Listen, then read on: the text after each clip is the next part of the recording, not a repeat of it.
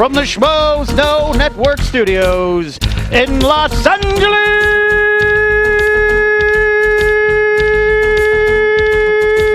California. It's time for the Schmoeville Movie Show. Tonight, director Jeremy Garelick and an Oscar nomination breakdown. And some surprises and the return of the game. Now, here's your host, Kristian and Mark, Mark Ellis, and pending legal signatures, my soon-to-be ex-wife, Roxy Striar.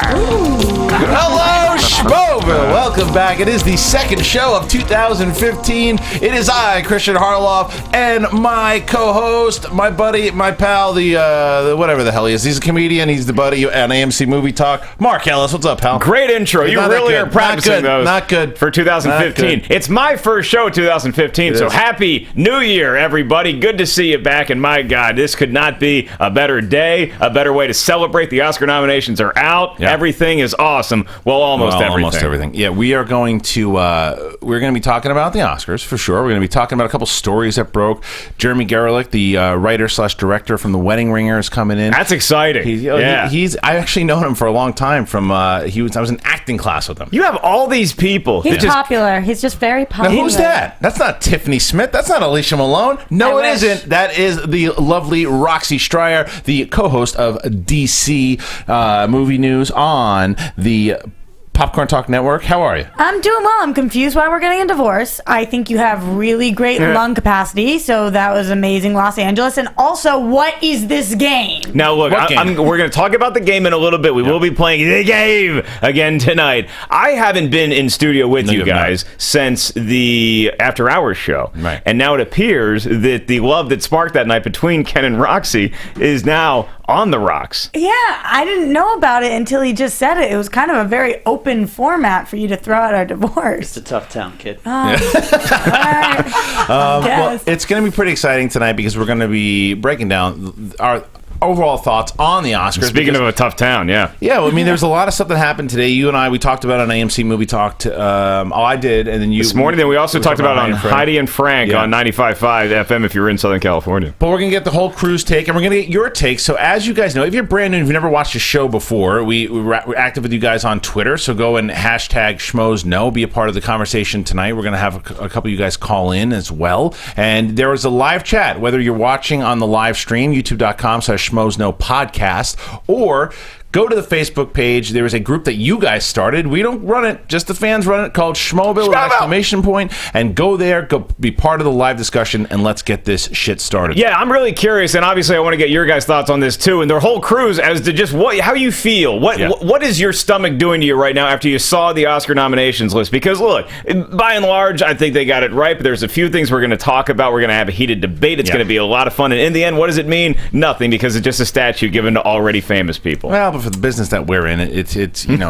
you have there's an argument today to be made that what's a snub, what's not a snub, does it hurt people's career if they don't get snubbed? So it's something we can get into, but we also get into news. There's some news to be talked about. The news. No, we're not. The news. Man. That's right. Let's get back to the news with Ken, the Pit Boss Knapsack.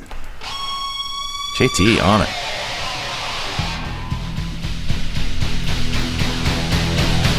I'm Ken Knapsack, and these are your Schmoeville headlines brought to you by Schmoeville.com, your source for movie news, reviews, and clues. The nominations for the 87th Annual Academy Awards were announced at an ungodly Pacific time zone hour this morning. And finally, white people are getting the recognition they deserve. 8 talkies were nominated for Best Picture. Not one of them had a robot fighting a dinosaur.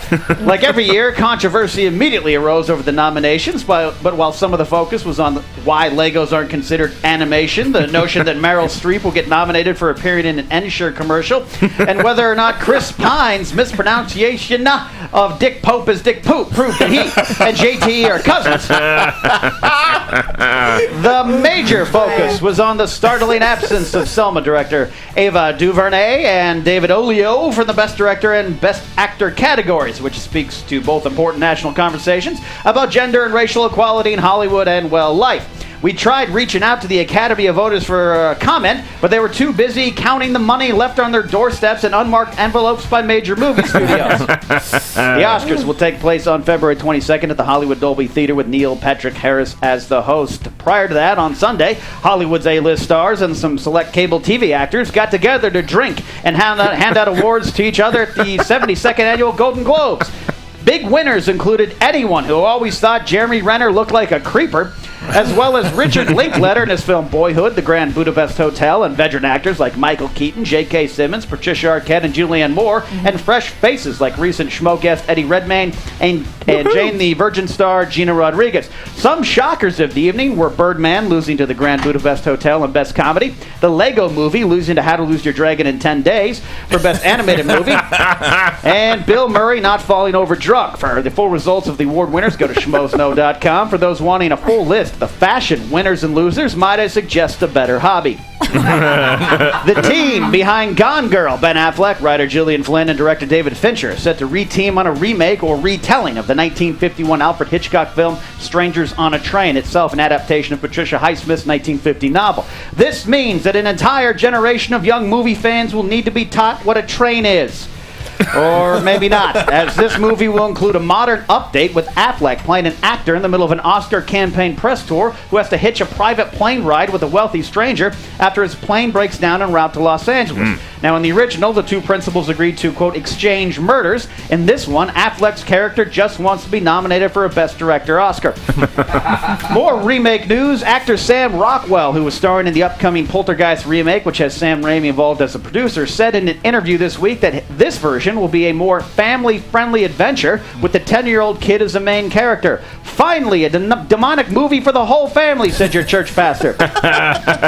It hits theaters July 24th. And even more remake news. A new version of The Exorcist has been greenlit and will now be a hilarious story of a young girl homesick with one hell of a flu. Variety is reporting that John Krasinski, known worldwide as Jim Halpert on the American version of The Office, is set to star in Michael Bay's film 13 Hours, based on Mitchell Zuckoff's book of the same name about the tragic and controversial Benghazi attack of a CIA station in Libya. Except in Michael Bay's version, the attackers are just hot chicks in bikinis. Rock music, smash cut, explosion, and fade to black. Nailed it! Chuck Hogan, writer of The Town, is set to pen this script. James Cameron has pushed back the production of the Avatar sequels, all set to be shot at the same time, by 1 full year. Cameron called the writing of the three films a very involved process, and that the original 2016 release date might have been too ambitious. He is hoping to have 3 scripts completed at the end of this month, just as soon as he finishes rewatching Dances with Wolves. Nice. Breaking late today, Tom Hardy has dropped out of the role of Rick Flag in David Ayer's Suicide Squad. Oh no, what a tragedy, said the people of Nigeria. According to our pal Jeff Snyder at The Wrap, the production is eyeing Jake Gyllenhaal as a possible replacement. On Monday, Marvel released the latest and greatest trailer for Avengers Age of Ultron, which explains why your 40-year-old husband spent the evening locked in the bathroom with his laptop and the lights off. Like the first teaser, the trailer has just the right amount of superhero action and dark, haunting dread, including the amusingly harrowing cover of I Got No Strings. The film is still set for a May 1st, 2015 release date, while your husband has agreed to go to counseling. And finally, there were many major reveals to emerge from the Sony hack debacle, such as the dangerously casual racism being a fun hobby among Sony heads. Women are still disgustingly underpaid compared to their male counterparts. And the government was really quick to blame North Korea, almost igniting World War III over a straight-to-video quality comedy movie. But the most important thing was that Sony and Marvel were this close to signing off on a trade in which Spider-Man would join Marvel in exchange for a Marvel-assisted Spider-Man standalone movie for Sony, cash, and a player to be named later. Well, those praying to Thor to one day see a good Spider-Man movie received some hope this week in the form of a blockbuster scoop from our friends at Latino Review. They claim that the deal is still a go, the trade is still on, and Spider-Man will appear in 2018's Avengers Infinity War Part 1 and then 2019's Part 2. The scoop also detailed some serious plot information for the movies leading up to the big studio crossover. It also put forth the notion that a new actor will be called upon to portray the plucky web-slinger. Sony or Marvel have yet to officially comment on the news because they're too busy trying to find out who leaked this information and bury them in the desert next to The Amazing Spider-Man 2.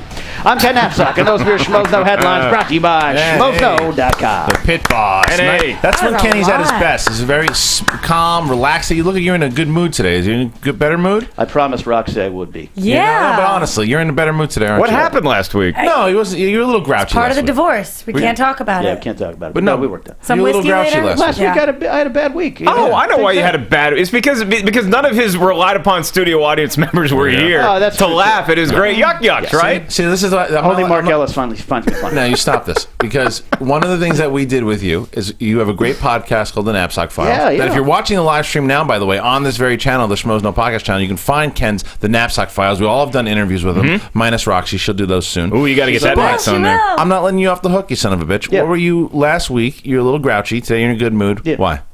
I had a very tough week, and I've come here. There's a lot to talk about. So when there's a lot of movie news, I have a lot to bite into and spit back out at y'all, and it was fun. Well, it's nice to have you back. Oh, thanks, man. All That's right. good. Now leave. He's right. It was a ripe pickings this week for It was movie good. news. No, it was yeah. great. There's a lot of stuff, and let's get into it because we do want to spend enough time on the Oscars today. But there's a couple big stories that I'd like to talk about. Some of these stories we actually talked about on AMC Movie Talk. So if you want to see Mark and I talk about like the Avatar story, you can go check out a few of those episodes this week. But first of all, just one correction, Ken. Chris Pine did not call the guy Dick Poop. It was actually the president of. Yeah, I'm just telling you because poor Chris Pine has been getting the JTE comparisons, and it's actually this lady. But Dick Poop called the guy. Said Dick Poop. Called the guy. She caught herself, but she goes. It was, and that's the easiest name. It was Dick Pope. Yeah. And the next nomination, Dick Poop. Oh, Pope, and you can hear her go. You know what? Since this week's episode of Girls, everybody just has that on the brain. Oh, man, poor man. Allison Williams. It would have been fine if she had mixed it up with like pop or something, but just the fact that she went to the poop. Straight to the chute. Unfortunate. Hashtag Dick Poop. Now, Good hashtag. but that was a funny thing. The first thing that I want to talk about, which is kind of the big story that we know, and look, you were on the show last week, and John Campea has a very strong opinion on sometimes when websites report on certain stories that may or may not be accurate. And I agree with him in the fact that I think that it should always be made clear to an audience of whether or not something's confirmed, whether it's a rumor or is it speculation. I don't necessarily agree that websites shouldn't post that because especially for what we do on these shows right now, we talk speculation. So, and I think that for me, one of the biggest speculation stories that you're going to hear out there is the Spider-Man going back to Marvel. Yeah, I first of all, I have no problem with rumors being reported as long as it's being reported as rumors. I think that the term rumor has gotten a little bit too good of a rap on the internet because sometimes rumors end up being true. And so now when people see rumor, they assume that it's eventually going to happen. The ink just isn't dry yet. That's not always the case. This could be total crap, but because it's a rumor, it's fun to speculate on this stuff. You know, we're not dealing with life or death. We're dealing with what movies do you want to go see next summer, and I think it's exciting to talk about the possibilities of that. All right, well, let's get into this thing. Here's the question for both of you guys, and for open it up to the crew here as well. Is Spider-Man going to go back to the Marvel Universe? It's been rumored for a very long time. The Sony leaks certainly seem to leak that as well, too. And now our buddy Elmi Imbe over at Latino Review seems to make it that it is a clear-cut deal. And I want to talk to Mark Riley, our editor-in-chief at schmoesknow.com first, because he was on it. Got to our writer, I believe Alex Welch wrote the article, and you were on it. You heard, what's going on? Give us a breakdown of what Latino Review is here saying, and then give me your thoughts on it. All right. Well, they're saying that the Spidey Summit that happened between Sony, that they did make a deal for Spider-Man to go to Marvel, appeared that it was too late for Civil War. They're going to put him in Infinity Gauntlet Part 1. New actor, new everything. Reboot it, 50-50, some kind of plan. I said that I don't think Sony would ever get rid of Spider-Man. These rumors now, there's so many of them. I think it's true. You're starting to think it's a gerbil story with Richard Gere. Yeah. Well, that wasn't true. I know Richard personally. No, I think where there's smoke, there's fire, and so many people are reporting it. Latino Review has such a good track record that if they're reporting it now, I think it might happen. Plus, if you look at what Sony's going through, they have to rewrite the ship, and this can do it. But what about the question on the table right now that Spider-Man is going to appear in Infinity War, Part 1. So how do you feel? Do you think that's going to be the case? And if that is the case, if you do think that is the case, does that now mean that there will not be a Spider-Man 3 on the table? If he is appearing in Infinity Part 1, then no, there's going to be a reboot of Spider-Man. Completely. Period. Yeah, because they're saying there's a new actor. But would that be after? Would that be after they make? Because there's also reports that they're going to be filming Spider-Man 3 in Atlanta as early as March. They were doing some casting or stuff like that. So I don't know. You just wonder. Here's my take on this whole thing: is that I think that a lot of times momentum is it's just as important as it is in sports. Is once you get enough momentum, that's what it seems like we're turning towards. Like now, this is not the same situation as when everybody thought Batman v Superman was going to be split into 2 movies because of a screenshot. This seems like there's more substance to it. And to that end, I think the first question on the table is, how is Roxy Striar doing today? Because not only did her favorite movie, The Amazing Spider-Man 2, not get nominated for Best Picture, right. Yeah. you might be losing your boy Andrew Garfield, who I also think is fantastic as Spider-Man. You know, I think that Latino Review has a really great reputation, like you're saying. They haven't steered us wrong yet, so I have to believe they've been off a couple times. Not They're many 50-50. times. No, 50-50. Yeah. I would say they're way better than that. A lot of their rumors turn out to be true. Umberto gets absolutely. Listen, I have nothing but respect for that dude. And he knows that, and he and I have gotten in many conversations where a lot of his stuff has been like this business in general. Just look, we've been pretty good with our scoops, but a lot of times you're going to get them wrong when you're doing that much. That's true, of course. I just think that they tend to be right. I would give them way more than 50-50. And honestly, I'm really upset because I love Andrew Garfield, but nobody else likes him. Nobody likes him. I mean, they like him as Spider-Man, but nobody's liking him, so I understand what they're doing. And Sony's back is against a wall right now. Yes, I didn't think they would give him up either, but what choice do they have? They're screwed. Yeah. I just want Aunt May. 70-30. I want Aunt May to be an Infinity Gauntlet. I think that what you need with Spider-Man, here's the exciting thing to me, is that if we can spin this towards what would kind of be cool, is I think that if he is an Infinity Gauntlet, which I think he will be at this point, there's just too much momentum going to that story. Yeah. What would be cool is if you can't shoehorn him into Civil War now, right? But what does Marvel love doing? They love planting those after the credit Easter egg scenes, and oh my God, what a nugget it would be if you saw Spidey. That's probably going to happen, that you'll get the nugget. But here's why I think this is going to happen, and especially in Infinity Gauntlet, because by the time you get to Infinity Gauntlet 2, we'll all be dead. We're probably close to it. But by the time you get there, it's going to be wrapping up the storylines to a lot of these characters that we're involved with now, the Tony Starks and Thor and all that. So you're going to need someone leading the charge into a whole brand new set of movies. And if you need someone leading the charge in Phase 4.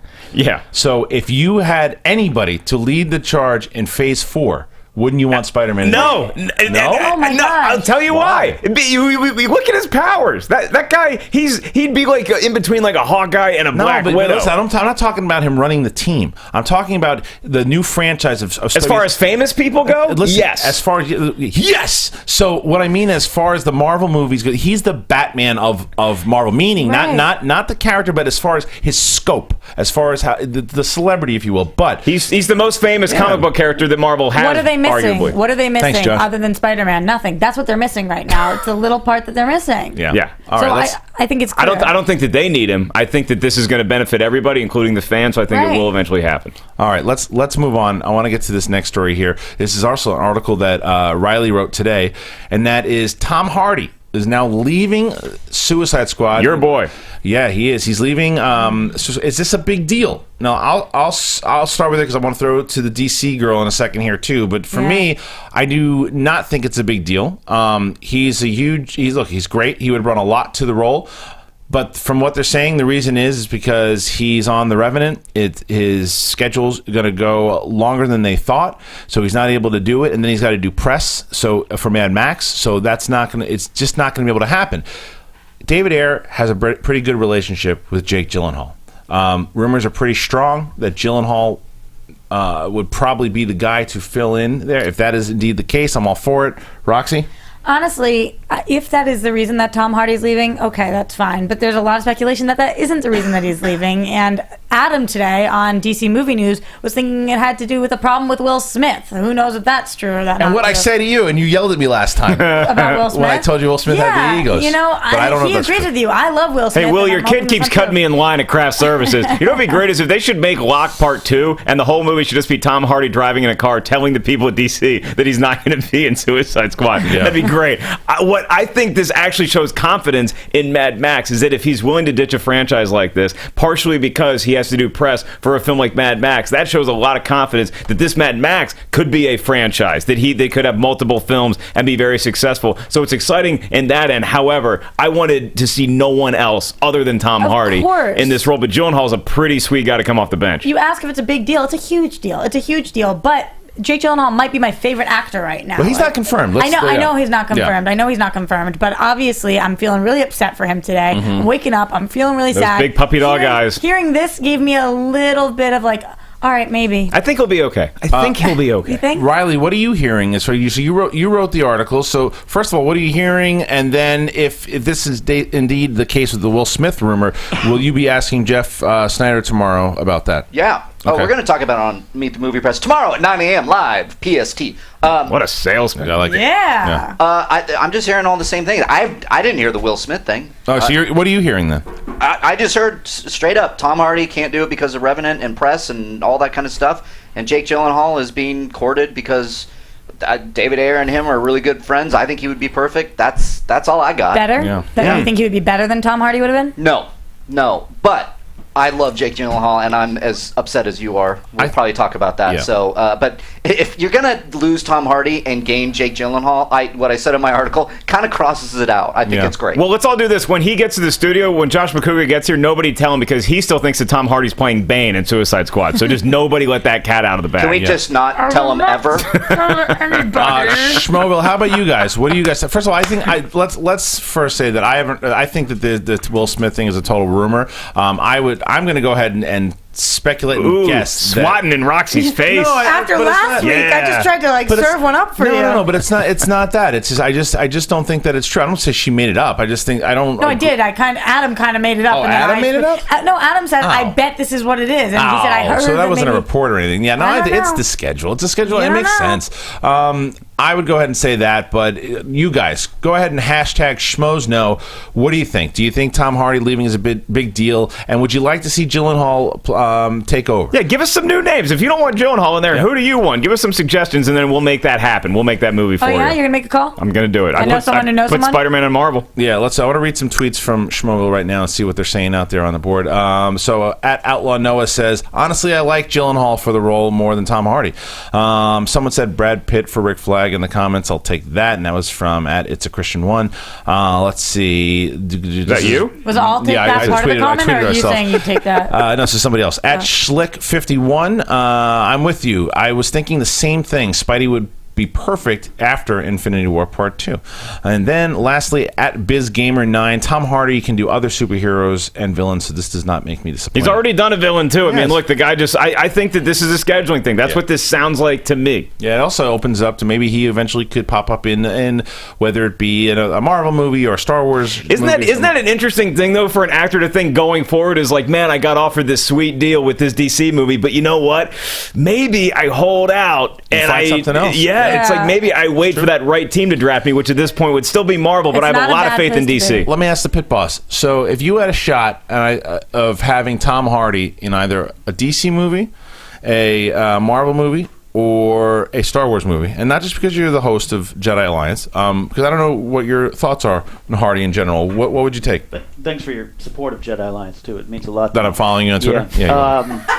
Started doing that today. It's a recent development. Are you kidding? I didn't know. There's like 4 different accounts. Look, I think Tom Hardy needs to branch out. He already made a memorable mark in comic book movies. Whether you think Dark Knight Rises was a perfect movie or not, or the last 30 minutes were what it was. He made his I liked mark. it a lot. Big fan. He made his mark. Put a lightsaber in his hand. That's Oh, what red one. All right, and a red one. I like that. A Okay. red one. Spencer Walsh has some news here. Spencer Walsh says Hardy has actually been replaced by Dick Poop. Breaking news. That's good. I like that. I see it. I like that. That's good. And Dick Poop as the uncle. Leanne, can you do a cartoon, or somebody in Schmoeville, do a cartoon of what you think Dick Poop looks like? I'm very curious about that. Oh, no. You know what he looks like. Yeah. No, he doesn't have to look like shit. I have a pretty strong idea of what he looks like. Why can't he just look like, he doesn't look like Mr. Hanky. I imagine a Dick Poop is he's kind of like a nebbishy kind of guy. Like he's in the corner. He's kind of like Milton from Office Space. Right. He's just got a potato-y kind of body. Right. All right, so let's start talking about the Oscars. Yeah. All right. First, I want to bring in a special guest to talk. Tom Hardy? I want to bring in a special guest tonight to talk about the Oscars. Please welcome to the table, Colonel Upham. Oh, He's a colonel. He's a colonel. Colonel Upham. Of what, I don't know. I'm still stressed about Or this game. Sergeant Upham, whatever he is. Private Upham. Private Upham. Sorry. Corporal Upham. All right, come on up here, buddy. All right. Welcome All to the right, big Corporal seat. Upham. Now, I want to see. I'm very nervous for Cody tonight because I want to see if he can break his all-time record of staying at the table, which he set last week at 7 seconds. So let's Did you see if watch he that breaks last it. week? So That's 7 7.5. seconds. So last week Done.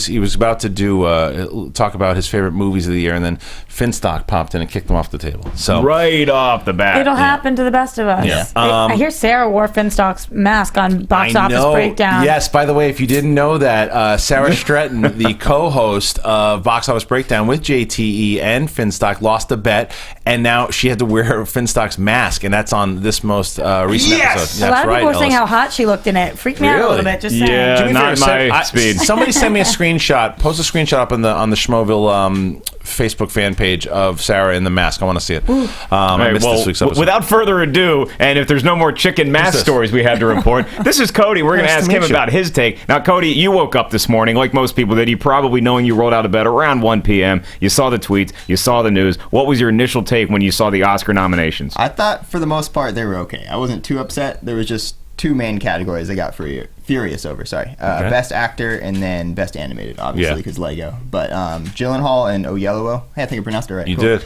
Those He earned two his mic getting time. snubbed Yeah. were just, that's ridiculous. I also want to play a Yeah. game with Upham. Is it the game? No, it's not the game. Okay. JT, do you have the sheets of nominations in front of you?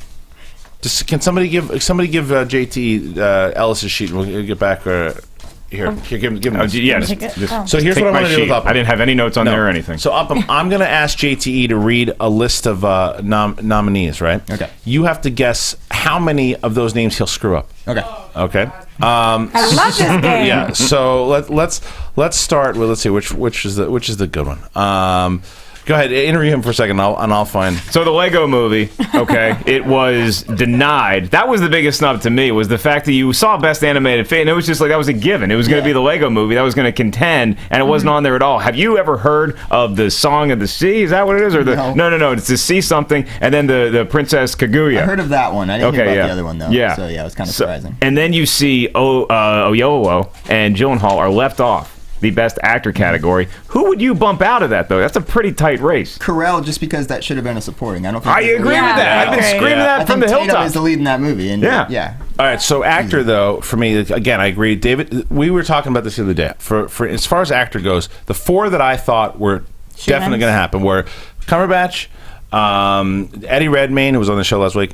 You had, I thought, David Oyelowo and Michael Keaton. Those were your four. Those are your horses. Those were your four. And then I thought that Carell would pop in there, maybe. And I agree with you. I understand why but just because they've been talking about him for Best Actor, that's why he would go in. I thought Gyllenhaal should have been That like was the dark mine, horse. yeah. He should have been the dark horse.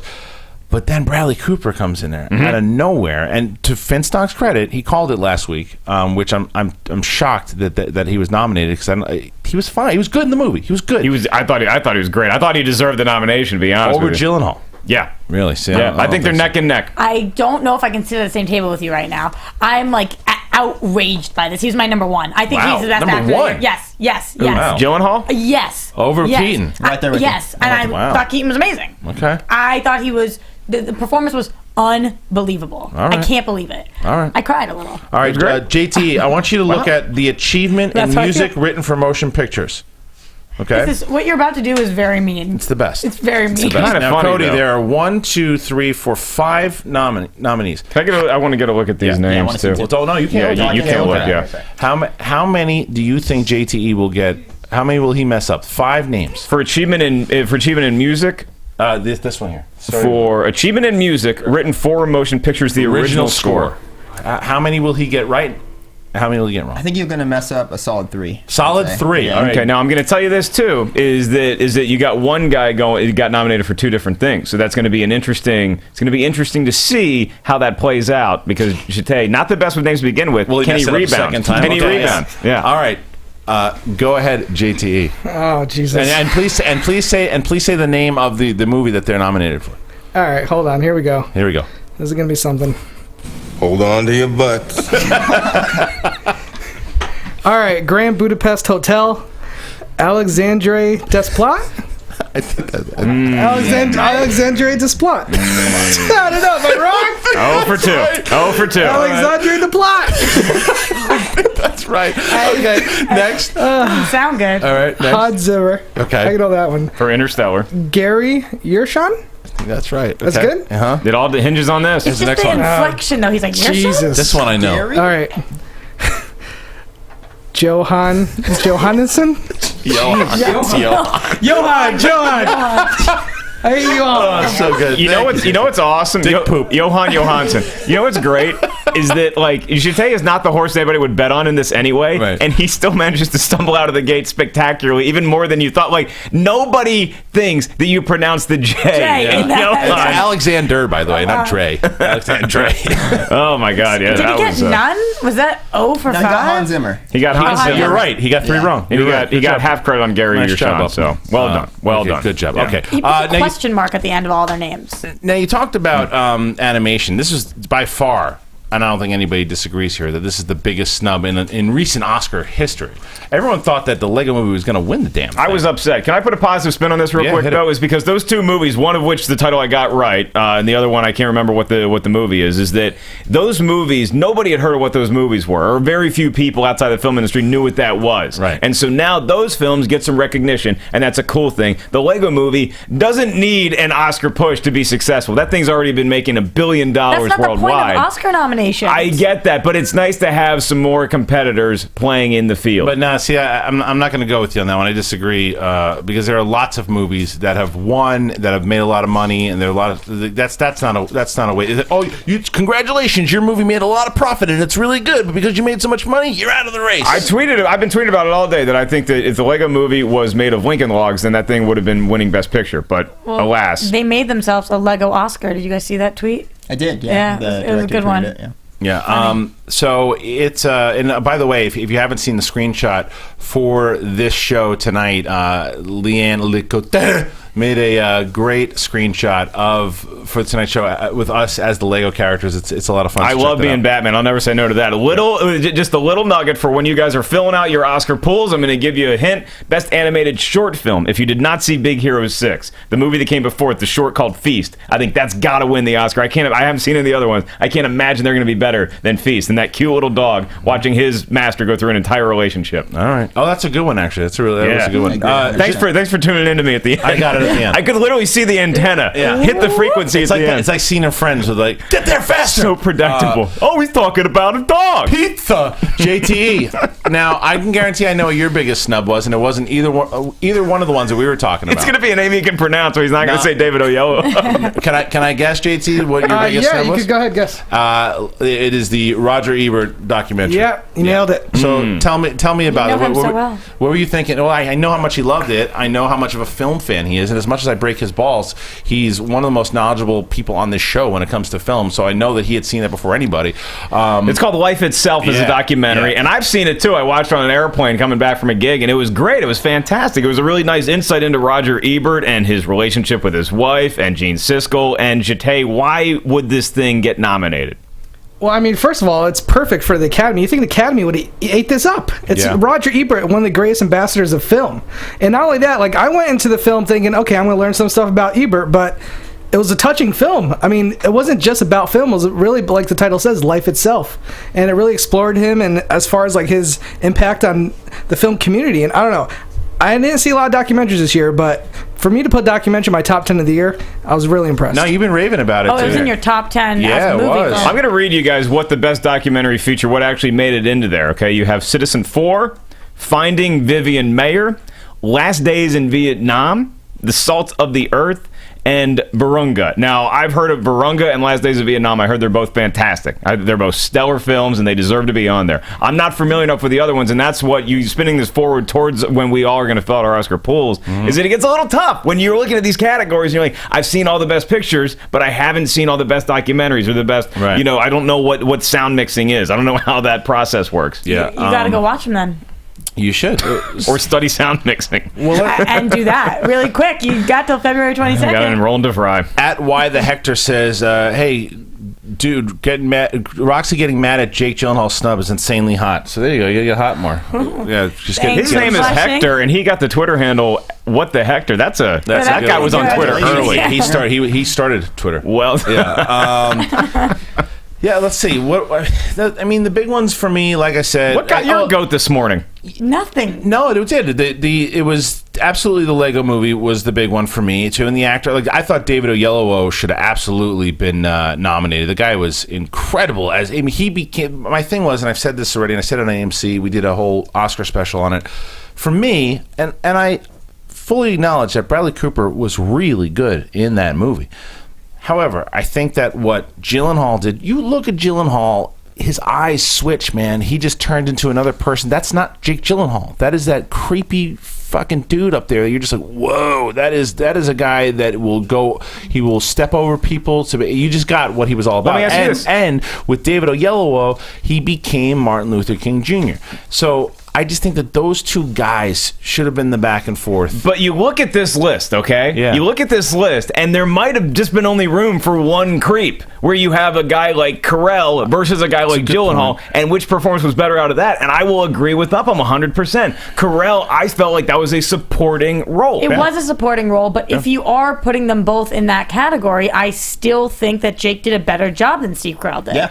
I think he did. I think Steve Carell did a very good job. There were a lot of very good performances this year. Do I think that he had an Oscar-worthy performance? Maybe in a different year, not in this year, and certainly not against Jake, who wasn't even nominated. I'm just trying to be hot for our fans now. Good. Hey, Jete, turn the phone lines on, because I want to get Schmoeville's take on the Oscars. And we don't have to just make it a whole snub fest. What are you excited about that did get nominated? 424-253-0504. Let's go down the list here, Mark. Let's get some predictions going. Give us a category, and we will predict on who we think will win. All right, cool. This will play right into my rant, too, when we have the performance by an actress in a supporting role. Yeah. Where Meryl Streep is playing the role of Shaquille O'Neal, because Shaquille O'Neal still gets voted into the All-Star game because it's a fan's vote, and people don't know that he's not playing anymore. I know Meryl Streep was in a movie. I know she was very good as the witch. It just wasn't an Oscar-worthy role to me, and if Helena Bonham Carter played the witch, right, and she played it just as well as Meryl Streep did, which she's capable of,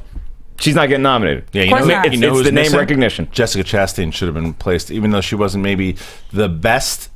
She just really didn't talk that much, but I thought she had a more powerful performance in A Most Violent Year than Streep did. Yeah, who are the five? Yeah. The five for Best Actress in a Supporting Role are, like I said, Derek Jeter for Into the Woods, Patricia Arquette for Boyhood, Laura Dern for Wild, Keira Knightley for The Imitation Game, and Emma Stone for Birdman.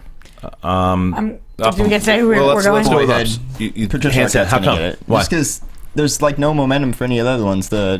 Laura Dern, that one's too surprising. I don't think that's enough momentum to win it. No one's really talking about Emma Stone too much, unfortunately, even though she was awesome in the movie. Same thing with Keira Knightley. I think it's Patricia Arquette. See, I agree with you. I think Patricia Arquette will be the winner, but I think if anyone could upset her at all, which I don't think will happen, but if it could happen, no, I don't think it's going to be the Street Monster. I think it's going to be Keira Knightley, if at all. Really? But, if at all. I think Laura Dern's the one that could upset her, but I think this is Patricia Arquette's statue. But I agree with the kid. I think that she just came out of nowhere too quick, and it was kind of like, okay, congratulations. But it's Keira Knightley for what she did, and she went back and forth with Cumberbatch, really held her own.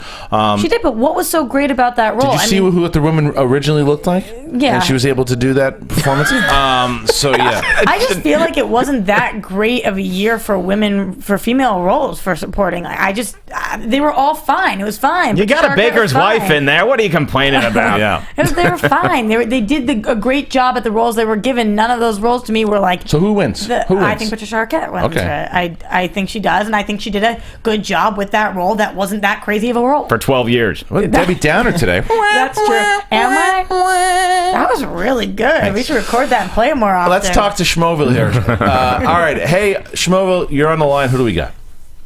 Hey, it's Matt from Indiana. What's up, Matt from Indiana? So what do we, out of the awards, the nominations that you hear today, it doesn't have to be something that you think was snubbed. It could be something you're very happy about. What stood out today when you heard the nominations? Whiplash for Best Picture. Yeah. I was very happy about that. Yeah. Do you think Whiplash has a shot, or you're just happy the fact that it got nominated? I'd say it's a dark horse. I think it has a pretty good shot at winning. Yeah. Okay, what did you like about Whiplash? Huh? What did you like about Whiplash? Are you in drum class right now in there in Indiana? I'm in my hallway at the dorm. My sister goes to Indiana. Tell all your sweet mates that I'll buy them beer. Huh? Go ahead. Yeah, Ellis is going to buy some beer. So cool. Yeah, I agree with you, man. I think that it's a movie that deserved the recognition it got. There are a couple other movies I could have seen.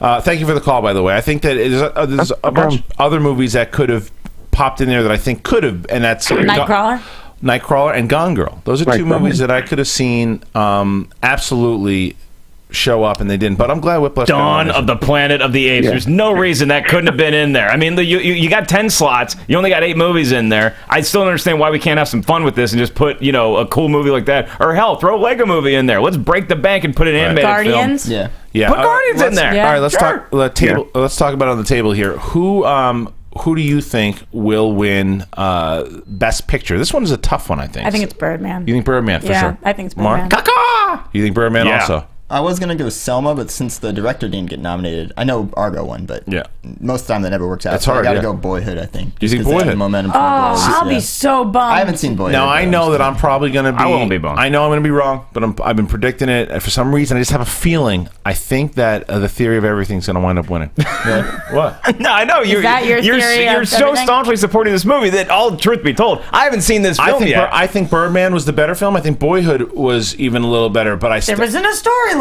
There's just something about Theory of Everything. I think that the Academy is going to give it. I don't know what it is. I could be wrong. If you were Oscar, who were you giving your statue to for Best Picture? Well, if he was Oscar, who's he giving himself to? Yeah. If it was me, who's he devoting himself to? If I was giving a You Reviewer award right now by myself, yes, I would give it to Whiplash.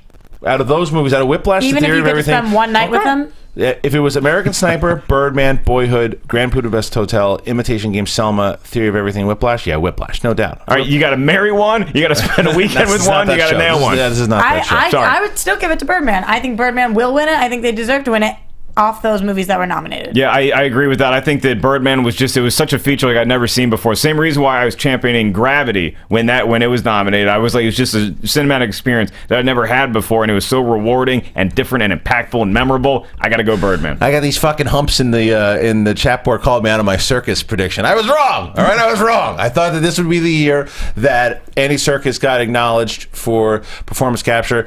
Academy's not ready for it yet. You didn't say that recently, though. I did. I said it I said it about a month, 2 months ago. I did. I thought that they would recognize him for what he did, the way, and I thought Toby Kebbell would be responsible for it, and I was wrong, and I knew I was going to be wrong over the last couple of weeks because there was absolutely no talk of him whatsoever, and all these other people that were great, and I understand when they're nominated. If the Academy, let's say the older portion of the Academy didn't see the Lego Movie, they're certainly not going to nominate Andy Serkis. So I was absolutely wrong on that. But so you're right. Everyone's like, well, your theory on that was wrong. Let's hit this one real quick too. Is performance by an actor in a supporting role? I don't think Whiplash has a shot in hell. I wish it would, but I don't think it does, of winning Best Picture. But I think J.K. Simmons is running away with this race because you have J.K. Simmons for Whiplash, Mark Ruffalo for Foxcatcher, Edward Norton for Birdman, Ethan Hawke for Boyhood, and Bobby Duvall for The Judge. I think that's J.K. Simmons is in a walk. This is the only lock for sure. I don't know if that other one's a lock. I think that this one's a lock. I think with the possibility of Ed Norton stepping in, but I think it will be J.K. and I think he deserves it. Oh my God, do I think he deserves it? Yeah. Well, JT, you got something? Yeah, I didn't see The Judge. Do you guys think Robert Duvall deserves that nomination? Ellis and I are on different pages here. I think that he does deserve it because I think the movie was mediocre, but there's something that Duvall, for every time he's on screen, for me anyway, he brought a lot of life and he brought fresh air to every scene that he was in, and I was looking forward. I know where you're going with that. I know where you're There's one scene where there was no fresh air in that bathroom, covered in dick poop. Well done.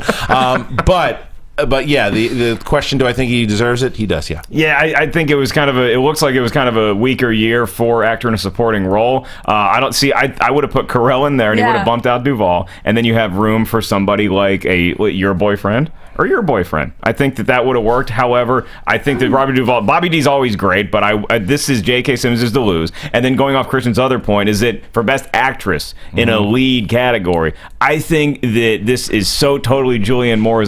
She can go ahead and start clearing off space, pick out your Vera Wang dress, you're going to the ball, and you're getting a statue.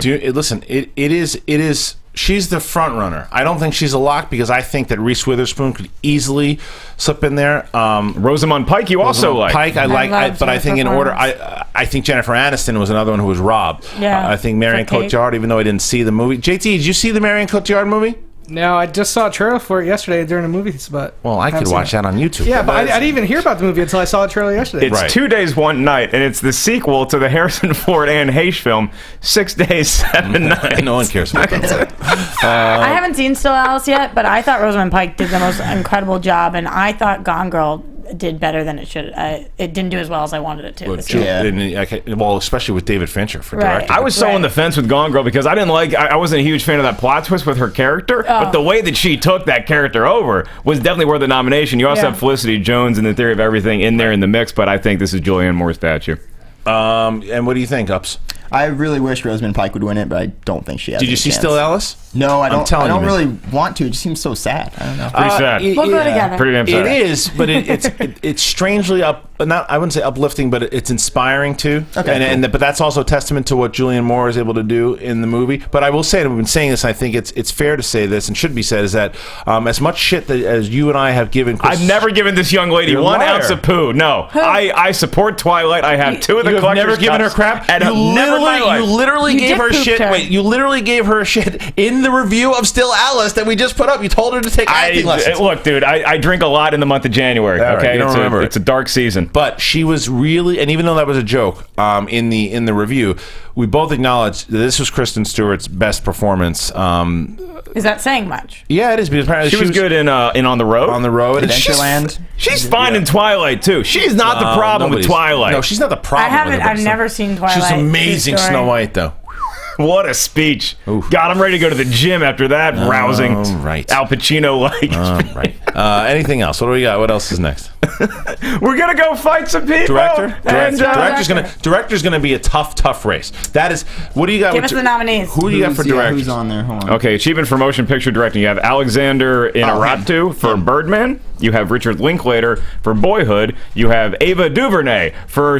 No, wait. No, you don't. No, you don't. You don't have her for Selma. You have... let's go with the Theory of Everything guy. Uh-huh. You have... looking through my notes here, and this is what we call stalling on air. And we are going to get to... Let's just let him suffer a little. Some suffer. Yeah, okay. How are you guys doing at home? Who are we missing? We're missing... You got today, Junior. I'm not seeing director in here anywhere. You're not seeing director. I know who the directors are. So here we go. I remembered.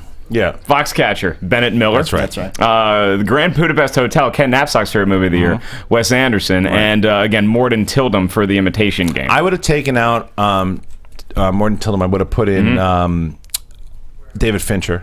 Yeah. And I also would have, I would have also added in director for Nightcrawler as well, too. Oh, my God, because it was the best movie of the year. Yeah. Dan Gilroy did an amazing job with Nightcrawler, but I think Ava DuVernay is the one that I would have put in there first if nobody else could have for Selma. And I also think that Damien Chazelle for Whiplash isn't getting enough credit because Whiplash, like Kristian said in our review, it takes this mentor-student relationship and it turns it into this thriller. It was my favorite part of the movie. I can't... The direction of that film was astounding, so I think that should get more credit than it deserved, or than it's got. All right, let's take another call. JT, you got some more people calling in?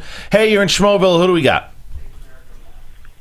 Hey guys, it's DC from Indianapolis. Hey DC, what's going on, man? So out of the nominations that came out today, what did you like? What didn't you like? What's on your mind? I have my predictions up, and I have almost a lot of them. I had Michael Keaton for Best Actor, and I think he's a lock to win. A lock? Sure. Okay.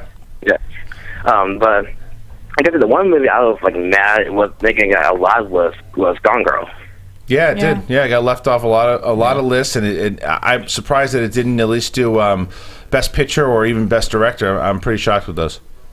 Yeah, exactly. I was like, for sure, David Fincher would be like up there, but like I'm glad Rosamund Pike was on. Like I think I'm glad Pike was up there. Her and Moore are pretty tied to pick who will win. Yeah. Oh, I think.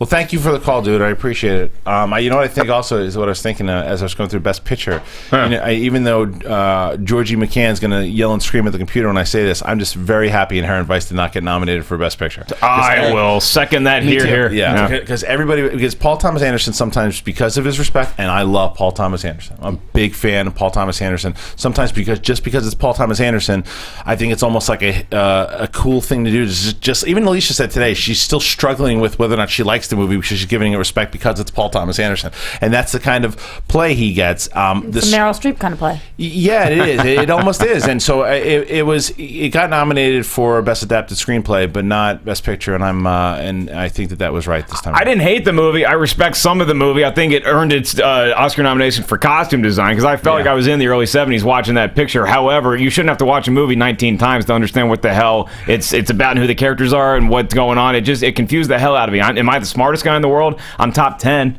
You know, I mean, you're up there. I would say I just didn't. I couldn't grasp it. I'm reading this right now. No, that's a good one. Yeah, and you're doing really well. Yeah, you're doing. Did you guys like when I was killing time earlier? I wanted to hear you guys thought was going to win Best Director, because I don't think we heard that. Yeah, I have Linklater for Boyhood. Yeah, me too. Birdman for me. Was that Birdman? I would like that, but I think he'll win because he spent so much of his life on it. Yeah. All right, well, those are our thoughts on the Oscars. And again, we want you guys to go to Twitter and hashtag SchmoesKnow. Let us know your thoughts. Again, some of the awards, the nominations that you liked, that you thought were shit, the ones that people who got snubbed. Who was deserved? Dick poop? All that. Who's dick poop? Let me ask you this: you're the bet guy. You're always you're causing trouble with everybody. You have 19 wagers going at any given time. Right.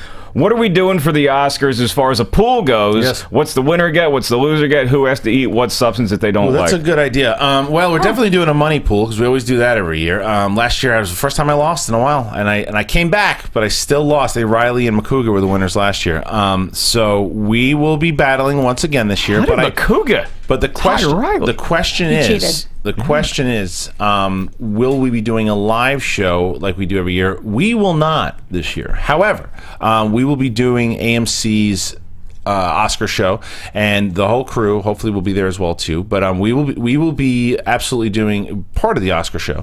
So just make sure you if you're not subscribed to AMC Movie Talk, go do that. That'll be exciting. So we watch it live, like with everybody. There are going to be a few Dr. Peppers there going around. You know, catch my drift. At least, well, with rum in it. Yeah. So he caught your drift. Yeah. That's it. After the break, we are going to be welcoming a director from The Wedding Ring. This is exciting. Jeremy Garelick. You're a boy. Yeah. Well, I haven't seen him in probably, it's got to be close to 10 years. Oh, this is like reality TV. We can do the reunion live on air. Live on air. So we could go Schmo Plus. We can go to Schmo Plus. So we're going to talk to Jeremy when he gets in there. I want to kind of see. Obviously, this is his first big feature that he's directed. We saw it last night. It's the first big show he's on. He's on the show. He's probably nervous. He's probably did Howard Stern. Probably pooping bricks in the green room right now with Dick Poop. So when we get back, we're going to talk to Jeremy, and then yes, we are going to be talking about a couple other things we have going on. Schmoes Know Movies. Kristian Arloff, Mark Ellis, Roxy Striar, and the kid. Although he's not going to be here when I get back.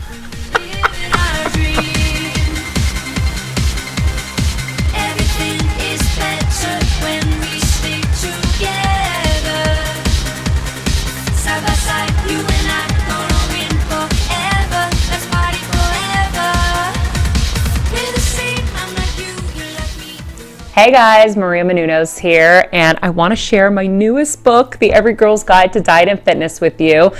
Basically, every woman always stops me and asks me how I lost 40 pounds, so I decided to put it all in one book. Everything I did to lose 40 pounds step by step, and how you can too, is in here. I did it with no time, no money, and no willpower, and now I'm going to show you how to do it too. You can pre-order it on Amazon, Barnes & Noble, Target, Walmart, wherever books are sold, and it's out June 3rd. So I hope you guys love it. I hope it helps you in your weight loss journey, and please, please tweet me and update me on your progress at Maria Menounos. Thanks. What's up, Schmoeville? It's me, the Wild Man, Josh McCouga. You guys know me from the podcast and Wild Man TV, but did you also know I have my own talk show? It's called Between the Sheets. I bring on comedians, TV personalities, adult stars, and we talk about everything, but mostly sex. So go to my YouTube channel, The Casual Mafia, subscribe, and see every episode of Between the Sheets. We done? Yeah, I'll be right there, sweet. Hi guys, I'm Sarah Stratton and I'm here with my wonderful co-host JT and Finstock. And we want you all to tune in for our show. We show on Mondays box office breakdown for the Popcorn Talk Network. We talk about all the weekend's numbers, all the big movies. What else we got, JT? We break it down, not only the numbers here, but we do domestic. We have a great game with foreign titles that Finstock runs, which is hilarious. This is your one-stop spot for entertainment and news. I got this Jennifer Lawrence story if you guys want to hear it really quickly. Of course. Yeah, none of your stories are quick. We have 20 seconds, guys. So I need you all to subscribe on YouTube, download us on iTunes, and, of course, watch us on Mondays. Poof. Stand-up comedy, sketch comedy, screenwriting, radio, acting, professional wrestling, love, life. Ken Napzok, the producer of the Schmoes Know podcast, has failed at all of these things, but his friends haven't. So join Ken as he makes his wonderful friends your friends, including some of your favorite Schmoes Know characters as they discuss life, the universe, and everything on The Napzok Files. Available on Stitcher and iTunes. Hashtag The Napzok Files to join the conversation.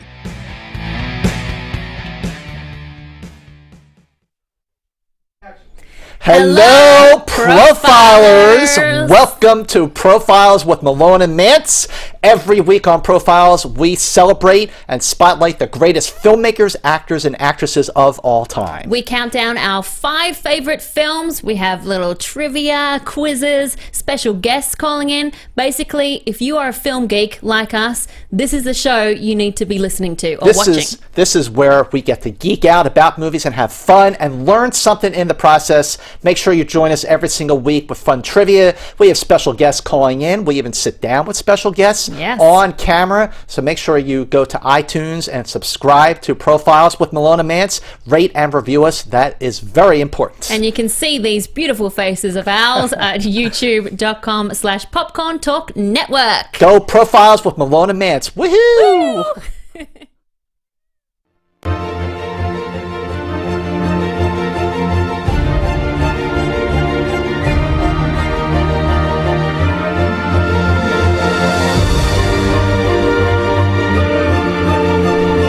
All right, Schmoeville, we are back. It's the Schmoes Know Movie Show, and that is a fantastic score. Well done, JT. What is that? That's from Theory of Everything. I was going to guess that. You know you weren't. No, I wasn't. No, you weren't. So we are back, and during the break, if you just saw the ads, you saw the ad for Profiles. If you haven't been watching Profiles on the Schmoes Know Network, what it is you have Scott Mance, Alicia Malone. They have really great guests. They profile an actor, director. They're going to be doing John Williams last week, but they did Tim Burton. Tim Burton himself called in. They talked to Tim Burton. That show was number one on iTunes and TV and film. How about a hand for Profiles? Pretty awesome. That's it hit huge. number one. It's the number one, and it still is for about 4 or 5 days. They deserve it. It was an incredible episode. Mark, you got something to say before we introduce our guest? If you're in the Pacific Northwest, put down the meth pipe and listen up, because I'm going to be in Portland at the Helium Comedy Club next Thursday through Saturday. If you're in the Portland area, what state is that in? Oregon? It doesn't matter. Yeah, and then very special announcement, because I noticed that our guest, your boy, is wearing a New York Yankees hat, right? And I know you're from New York. A lot of people have been asking, when am I going to be doing stand-up in New York? Oh, yeah.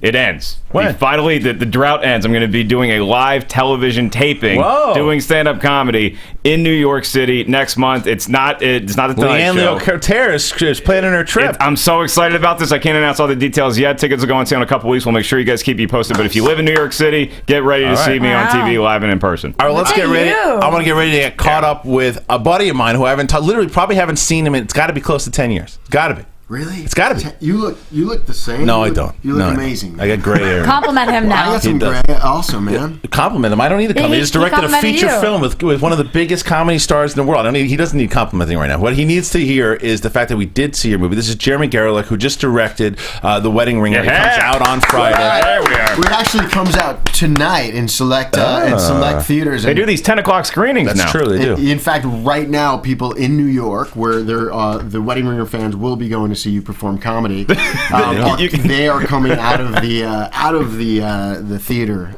So it's a very anxious and perfect time for me to be on the show. Dude, thank you. Well, you're welcome. I want to. We've been trying. This funny thing is, we were talking about this right before he got in. I said that we should save it. Is that Jeremy was saying that he remembers when we started this thing. And then I think I emailed you like right away. Yeah. You know, we met each other in an acting class. Yeah. I worked for Joel Schumacher. I was his assistant for. I did 4 movies with him, and he gave me the advice of, you know, as a director, you want to be able to work with actors, and he said you should go take an acting class. So I went and took an acting class with Leslie Kahn, and that is where I met you. Yeah. And that was How was the old boy? really good. Like, you were really good. man. I remember you being pretty good at acting. Thanks for casting me in The Wedding Ring. I appreciate it. Dude, the review he gave you for your acting was like saying, you got to meet her. She's got a really interesting personality. No, you were great. You were very subtle. You were really fantastic. That was fun. I mean, the truth is that for me, that class was it was so different from anything I'd ever done, and it was just. It was intense. It was really intense. Yeah. But it was fun. It was a good time. I actually met some good friends there. Well, did you find then? So, was Schumacher's advice valid? Did you feel that was something beneficial to your directing career? For sure. Now, I had taken, I studied theater in college, always wanting to be a director and a writer, and written a bunch of plays, but I'd never really done the acting thing. Right. And it was really helpful to be on the other side of trying to figure out how to deliver a line in the best way and how to be spoken to, so that when I turn around and speak to an actor, I understand what it's like to be on the other side of it. It's so interesting to me because you come from a theater background, but you're giving off, you have like a Tom Hardy and Bronson kind of vibe about you, you know? You just like to get in the mud and just beat the crap out of some people. How did it hit your friends, your peers, your family when you said, you know what, I want to go into the theater and I want to pursue film and directing and writing plays? Wow. Well, my, first of all, I feel much more comfortable getting in the mud and fighting and wrestling. Thank you for that. That would be more, if I could make a living doing that, I would have loved to have done that. Try being a hot chick, it would work then. Yeah, sure. Mud wrestling for sure. By the way, we do have some chocolate pudding wrestling in our film, The Wedding Ringer, so thank you for that plug, which you can see in theaters, select theaters tonight, and all across the country, 3,000 screens tomorrow. There's an amazing moment. My father's in construction, he had a construction business in Rockland County, New York, and I always worked for him. And it was kind of the idea that at some point when I graduated from college, I would go into business with him, and every summer I'd lay pipe and. Actually, lay pipe. There's no metaphor there. Take it easy. Okay. AC, please. Hi, I'm Dick Poop. I like pipe. Nice. So you're going to take over the family business, and then you got to break it to everybody that, I'm going to go do this film thing, and I have this dream. I don't know if I can catch it. It's a pie. It's in the sky. I'm chasing it. Well, that's the funny. That's where I wanted to go, because I wanted to start with when you were in acting class. I think it was like 2003. It might have been that long ago. But I know you were writing, and so was The Breakup the first one that really hit for you? Well, there was a script that I sold while I was working for Joel Schumacher called The Golden Tux. Oh, and wow. So The Golden Tux I sold to Todd Phillips at Miramax. He had a deal with Miramax Dimension at the time. And I wrote it for Vince Vaughn. Jay Lavender and I wrote it for Vince Vaughn, and he wanted to do it. And that was my first big break as a writer. From there, I actually, Vince... They didn't want to make the movie at that time. They didn't want to make a movie about weddings. They didn't want to make a movie with Vince Vaughn. They didn't think he was a big star at the time. This was right before Old School came out. Yeah. And I just always loved Vince. Swingers when I was in college. That was the movie I went to see, and I was like, holy cow, I feel like I can do that. Yeah. You know, like every artsy film that I've ever seen, I want to kill myself halfway through them. and I go Not to see. your type, okay. I went to the art house theater, and I saw Swingers, and I was like, wow, like that feels like me and my friends with a camera. Yeah. So I always just loved Vince, and so I wrote that with Jay Lavender for Vince. It didn't happen. He came to us and said, "Listen, I got an idea for a movie. It's about a couple that breaks up, and what do you think?" Just right. And I was like, I wanted him to be in my other movie, so I was like, "That's genius." I had no idea what the movie was. Right. Like, there was nothing about the condo in it. It was just basically like he wanted to do the anti-romantic comedy. He wanted to do based on like The Odd Couple, but with a woman and a man. And it just so happens that I started dating my now wife at the time as the first real relationship I had, and I was kind of living with her in New York. In case her father's listening, we had 2 separate apartments. You keep that door open. Right. Her father is the cantor of the synagogue that I grew up in. Oh, wow. Which, so he's probably not listening to this. I don't know. But He'll watch the replay. Yeah. He's actually in the movie. Yeah. Really? He plays the wedding singer who sings like, "Teach me how to dug it, teach me how to dug it." In Wedding Ring. But yeah, that's my father-in-law. No way! Yeah. That guy's fantastic. He's one of 2 great wedding singers you're going to see in The Wedding Ringer. We'll talk about that in a second. That's I want to get into awesome. this movie with you. All right, so with, I want to know the transition now, Jeremy, from laying pipe into the breakup, and then because breakup did pretty well.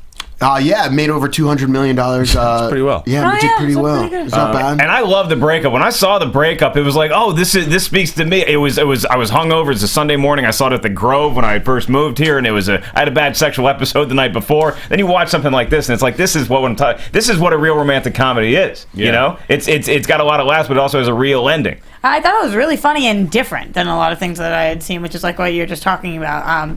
I'm sorry about your sad sexual encounter the night before, and I got hope over this it made you feel weeks better. ago. Weeks ago? Yeah, weeks ago. Okay. Movie came out years ago. Good, good. All right, so when you get to as far as directing though, because you've always wanted, this is your first big feature film. This is the first big feature film that I've directed. Dude, how does that happen? Like, I mean, as far as with, because you're working, like I said, a lot of people don't just go and jump in from working one. Kevin Hart is one of the biggest comedy stars out there right now. So how do you go from not directing into directing with both Josh Gad and Kevin Laying Hart? pipe, writing, yeah, and then directing. Well, it started with laying pipe. Yeah. Well, to finish actually the story about, because you asked me the question about my father, my parents, right? And I remember the exact moment where we were driving on the Palisades Parkway. Sorry, I was going for a little nicely done local flavor there, just to paint the picture. Yeah. We were driving back to up to Rockland County, and I remember I was in the middle of the year, and it was going to be the summer, and I wasn't going to work for I wasn't going to work for my dad. I really wanted to go out to LA, and I said to him, if you need me to work for you this summer, I 100% will. But I really think I can do this, and I would really like to give it a shot. And he said, I'll never forget, like without hesitation, he's like, you should absolutely chase your dream. Like, you will always have the opportunity to come back. And were you a good kid though? I was a good kid. Because I really that's was. why that you'll find out that's when dads say that. If you're a fuck up, he's not going to say that. But you know what I mean. Yeah. But like, so that's why I'm curious. Like, so you're a good kid. I was a good kid. I was a pretty good kid. Yeah.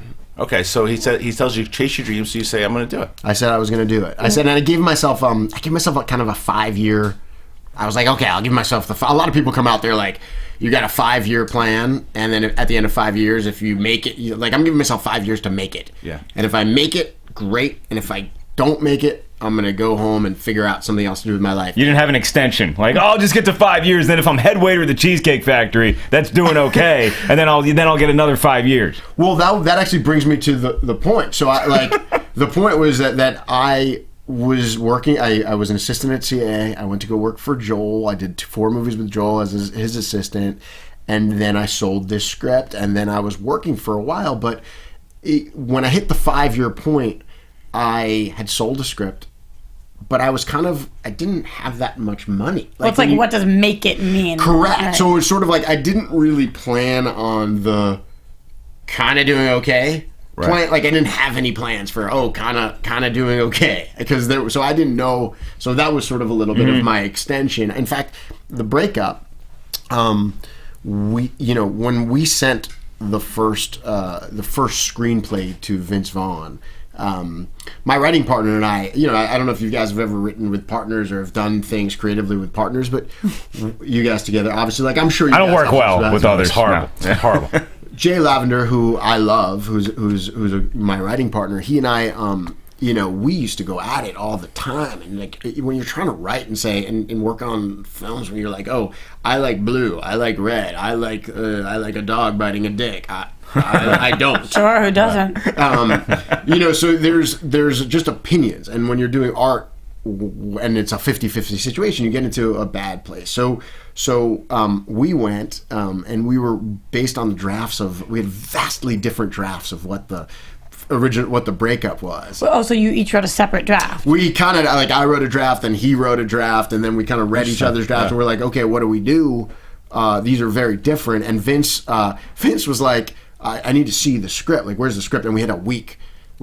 So we basically got together and like literally for 1 week fought it out, and presented Vince something that at the time I was like, that's it. I'm out of the business. Like, really? I was like, because we worked on that movie on spec. We wrote the thing on spec, and we moved into Vince's house. And Wait, you thought you were out of the business because you didn't think he was going to like what you did? I didn't think he was going to like what we had turned in. Wait, you moved into his house to write the script? Well, I was in New York, wrote a draft. Yeah. Jay Lavender was out here, wrote a draft. We got together, spent a week trying to mash it together, and then sent it to Vince. Yeah. And I remember driving down to with my wife to San Diego. We were going to a wedding. I was like, listen, she wasn't my wife at the time. We were just started dating. I was like, listen, I don't know. Like, I had no money. I was like, I don't know exactly what I was pushing 30. I was like, I'm not 100% sure exactly what's going to happen. Like, I just turned in the script, but I'm going to shut my phone off and we'll see what happens. And woke up the next morning with a phone call from Vince, which I still have, by the way. I saved on my iTunes somewhere. He's like, "Hey, buddy, great job. This is such a great start." Like, and he literally walked me through on the voicemail. Like, he always leaves 45-minute messages on the voicemail, and talking about how much he loved the script. And he's like, "Why don't you guys come up on Monday? We'll just start working it. We'll workshop it, and we'll really just get it super tight." So I went up, and we drove. Jay and I met outside. Like, he was holding his printer, and I had a bunch of paper. You don't know if Vince has a printer in the house, so you got to bring one just in case. We always traveled with printers. Yeah, cartridges. Yeah, we always did. So we showed up, and we went into his house, and we we're like, okay, here we go, and we basically spent 6 months working on the script. The three of us workshopping it over and over while Vince was playing video games, smoking, chain smoking, and we had this Vernado, is that what it's called? Like that with the the fan, fire, and listening to a song called by Madness. There was a song by a band called Madness. Called Uncle Sam. Sailing across the sea to see my uncle, that Vince would play on repeat for 6 months over and over again. Sounds like a psychological experiment. This is something everyone always assumes that Vince Vaughn improvs a lot. So how much of the final script then? Because I want to talk about Wedding Ring here, but how much of it, that script that you and Jay turn in, the final one, is then improv by Vince? Well, what's the final script or what's in the movie? So much of what I believe writing is improv, and I learned a tremendous amount from working with Vince on that project. That where we basically were like, what's your character? What's your intention? My intention is this, just like we learned in acting class, and the two of us would get up and just riff back and forth, and we'd come up with stuff. And we'd workshop, then we'd write it, we'd print it out, then Madness would start playing, and the chain smoking, and then he would go, we'd give him a scene, Jay and I would write something, we'd give him a scene, and Vince would read the scene, he'd walk to the other room, and we'd walk away. We were like, it would be like 4 a.m. He'd walk to the other room and like reading it, like he's coming back, and like we'd think Uncle Sam was about to stop, it was about to end, and he would come back and he would just press repeat, and it would be like. Was he trying to mess with you guys? You come again. Was it just when I hear that song, I literally like when I hear that song now, I start like going like that. Was it an inspiring song for him or something? Is that what it was? You know what it is? I think that creatively, like there's some, sometimes, and I do this also when I write. Sometimes there's a song that kind of locks into a specific part of your brain where you don't actually hear what's going on with the song. Just sets you in a place. It puts you in a place. Sometimes I like to do it with whatever I think that there's some song, like I'll listen to random Spotify while I'm writing, and I'll just sometimes like a song will come on and it'll be like, wow, this is a perfect song for this. Well, that's a good segue then into Wedding Ringer, because I know, because you and I talked back in the day about the 80s movies fans and stuff too, and there's a big one here, and that's Karate Kid. You're the best around, and it pops up. Great tune. Right away I was like, it took from knowing you and taking that particular scene, I went, were you listening to that song and you come up with that scene when you were listening to that song? Listen, no, the scene was the football scene. Yeah, we're talking about the Wedding Ringer, by the way. So Wedding Ringer, it was with both Kevin Hart, Josh Gad, opens up tonight in selected theaters. Selected theaters or all over? Selected theaters tonight. I think all over at midnight, to be honest. Cool. So if you are truly awesome, go at midnight. Take a picture of yourself, tweet it to me. I'll do a retweet. We'll do everything we can to get you more followers. And you're at Jeremy Garelick? I'm at Mr. Garelick. Mr. Garelick. Okay. At Mr. Garelick. Yeah, and fancy. And hashtag wedding ringer, hashtag laying pipe. Yeah. Hashtag laying pipe, and just don't hashtag dick poop, although I'm sure we're going to get that. Hashtag madness. Yeah, Uncle Sam madness. It's in my head now. I haven't even heard it. You should probably play that song. We'll play I think you probably should. JT, just so you understand the full... Yeah, JT, pull up Uncle Sam madness. I think I get it, though. I think I get it. But Vince would then come back, and you'd be like... He would do this like 100 times. And, Vince is one of those genius guys who are like... Who have certain quirks with how they do things. Yeah. And he couldn't, if we wrote a scene on page like 65 and gave it to him, he would read it, but in order to really feel like if it works, he would go into the other room and he'd have to start from page 1 and read the whole thing up to page 65. So you had a lot of free time during that 6 months just waiting for him to read. Now, here's my question. Is like, okay, so you write this script and it becomes the breakup and it's a really good movie. What in God's name makes you think you can go direct the script that you wrote yourself with something like The Wedding Ringer? Yeah. And who says yes? I'm curious. Because so how did I get that opportunity? That's tough. I mean, that doesn't happen. Even for being in the studio system, for being able to go from writing, and then just write into a big movie like this. Like I said, with Kevin Hart, who's one of the biggest stars right now. How does it happen? Well, for me, that's always been my goal. So that's always been what I was working towards. And every movie that I've been involved with, all I did was hang out on set. From the 4 movies I did with Joel Schumacher, 2 of them were huge Jerry Bruckheimer films. Then on The Breakup, I was there from start to finish. I was doing everything I could, soaking up. I was an exec producer on that, so I was just doing in the editing room, learning from Peyton Reed, who's directing Ant-Man. I'm very excited about. Yeah. And then on the first Hangover with Todd Phillips, I was there from start to finish with Todd, and Todd has been a major mentor of mine. And then I went and I directed a short film with Craig Robinson and Paula Patton and Dr. Ken from The Hangover, and the most interesting man in the world, Josh McCoy, and Affion Crockett. Wow. It was the first time I worked with Affion Crockett. Where can people find the short? I don't know if you can. Maybe you can. Is it on YouTube? I don't know if I put it on YouTube because it was part of a film that I was hoping to do at Universal called The Pretender. It was just to select this short, and I called in every favor. I mean, Larry Sher, who directed The Hangover, came in on the weekend and shot this thing for me. We had Eddie Yancey, who does all of Jerry Bruckheimer's stunts, came in and did this all for free. We had the best stunt doubles. People must like you. I mean, I'd take a bullet for him. I'd do some stunt work for you. I'd lay some pipe. I'd get in there. You're laying his pipe? Yeah. It's a good. I wouldn't lay his pipe. I would lay pipe. All right, back focus. PG-13 here, right? Stay on target. Stay on target. The Wedding Ringer in theaters this weekend. Yeah, it is not PG-13 and no, it is not appropriate for children. It's not. That's what's fun about it. Bear is appropriate for children. I hear. It is, and I thought that movie was really endearing. As where look, and I told Mark this. My thing with because Kevin Hart has proven he guy nails comedy, works a lot. He's a hard worker. Yeah, I don't know how he finds the time to do all the stuff he's doing. Josh Gad to me, I think, is extremely talented, and I haven't seen Book of Mormon.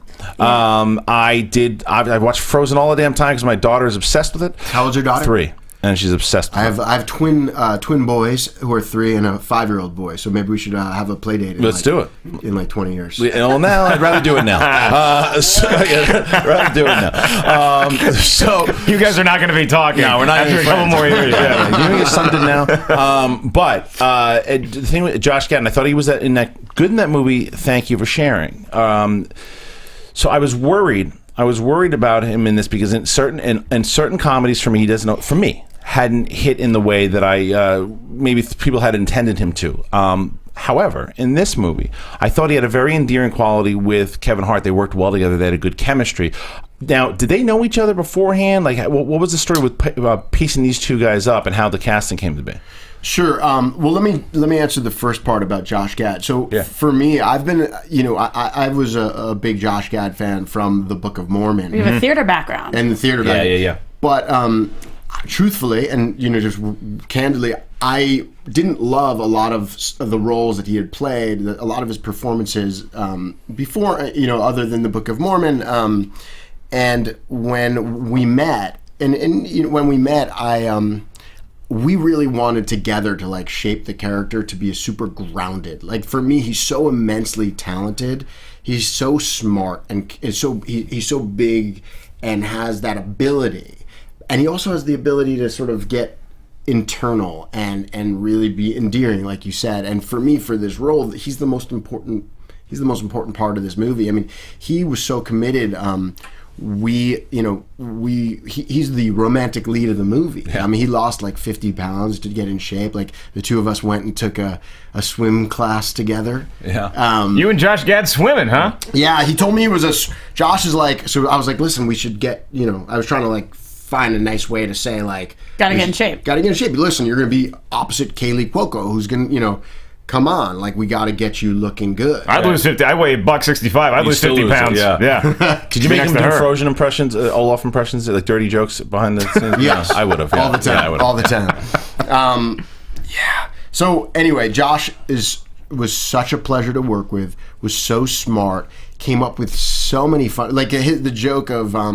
It looks like the entire cast of Goonies grew up and became rapist. That's in the trailer. He literally came up with that on the spot. Oh, really? 100%. Yeah. Literally on the spot. Are you okay with that when somebody... Honestly, well, clearly, because it was in there, but as a writer, does it bother you ever when people are improving, whether it's Vince Vaughn or Josh Gad? No, because for me, that's the writing process that I go through. So if there's somebody who's super funny and super smart that's going to try something, take a risk, do it, especially now in the digital age when it doesn't really cost anything to keep rolling. You know, in the old days, back when I was first getting started and we were shooting on 35 millimeter. In your 5-year plan. Yeah, exactly. We, it's hard because you can't spend money on developing film and everything. But now it's just like, just keep rolling, guys. Keep doing it. Now, when you're working with Kevin Hart, because Kevin Hart's one of the funniest comics on the planet right now to me. He's a super nice guy, too, from what I've interacted with him in the Comedy Store. He's a really nice dude. He seems like he's too busy to be focused on making one movie at a time. So, like, when he's on set, is he there the whole time, or is it you get a take, and then he's got to go off and shoot an ESPN promo? Then he's got to go host this, he's got to go do this other thing. Or is he there locked into this the whole time?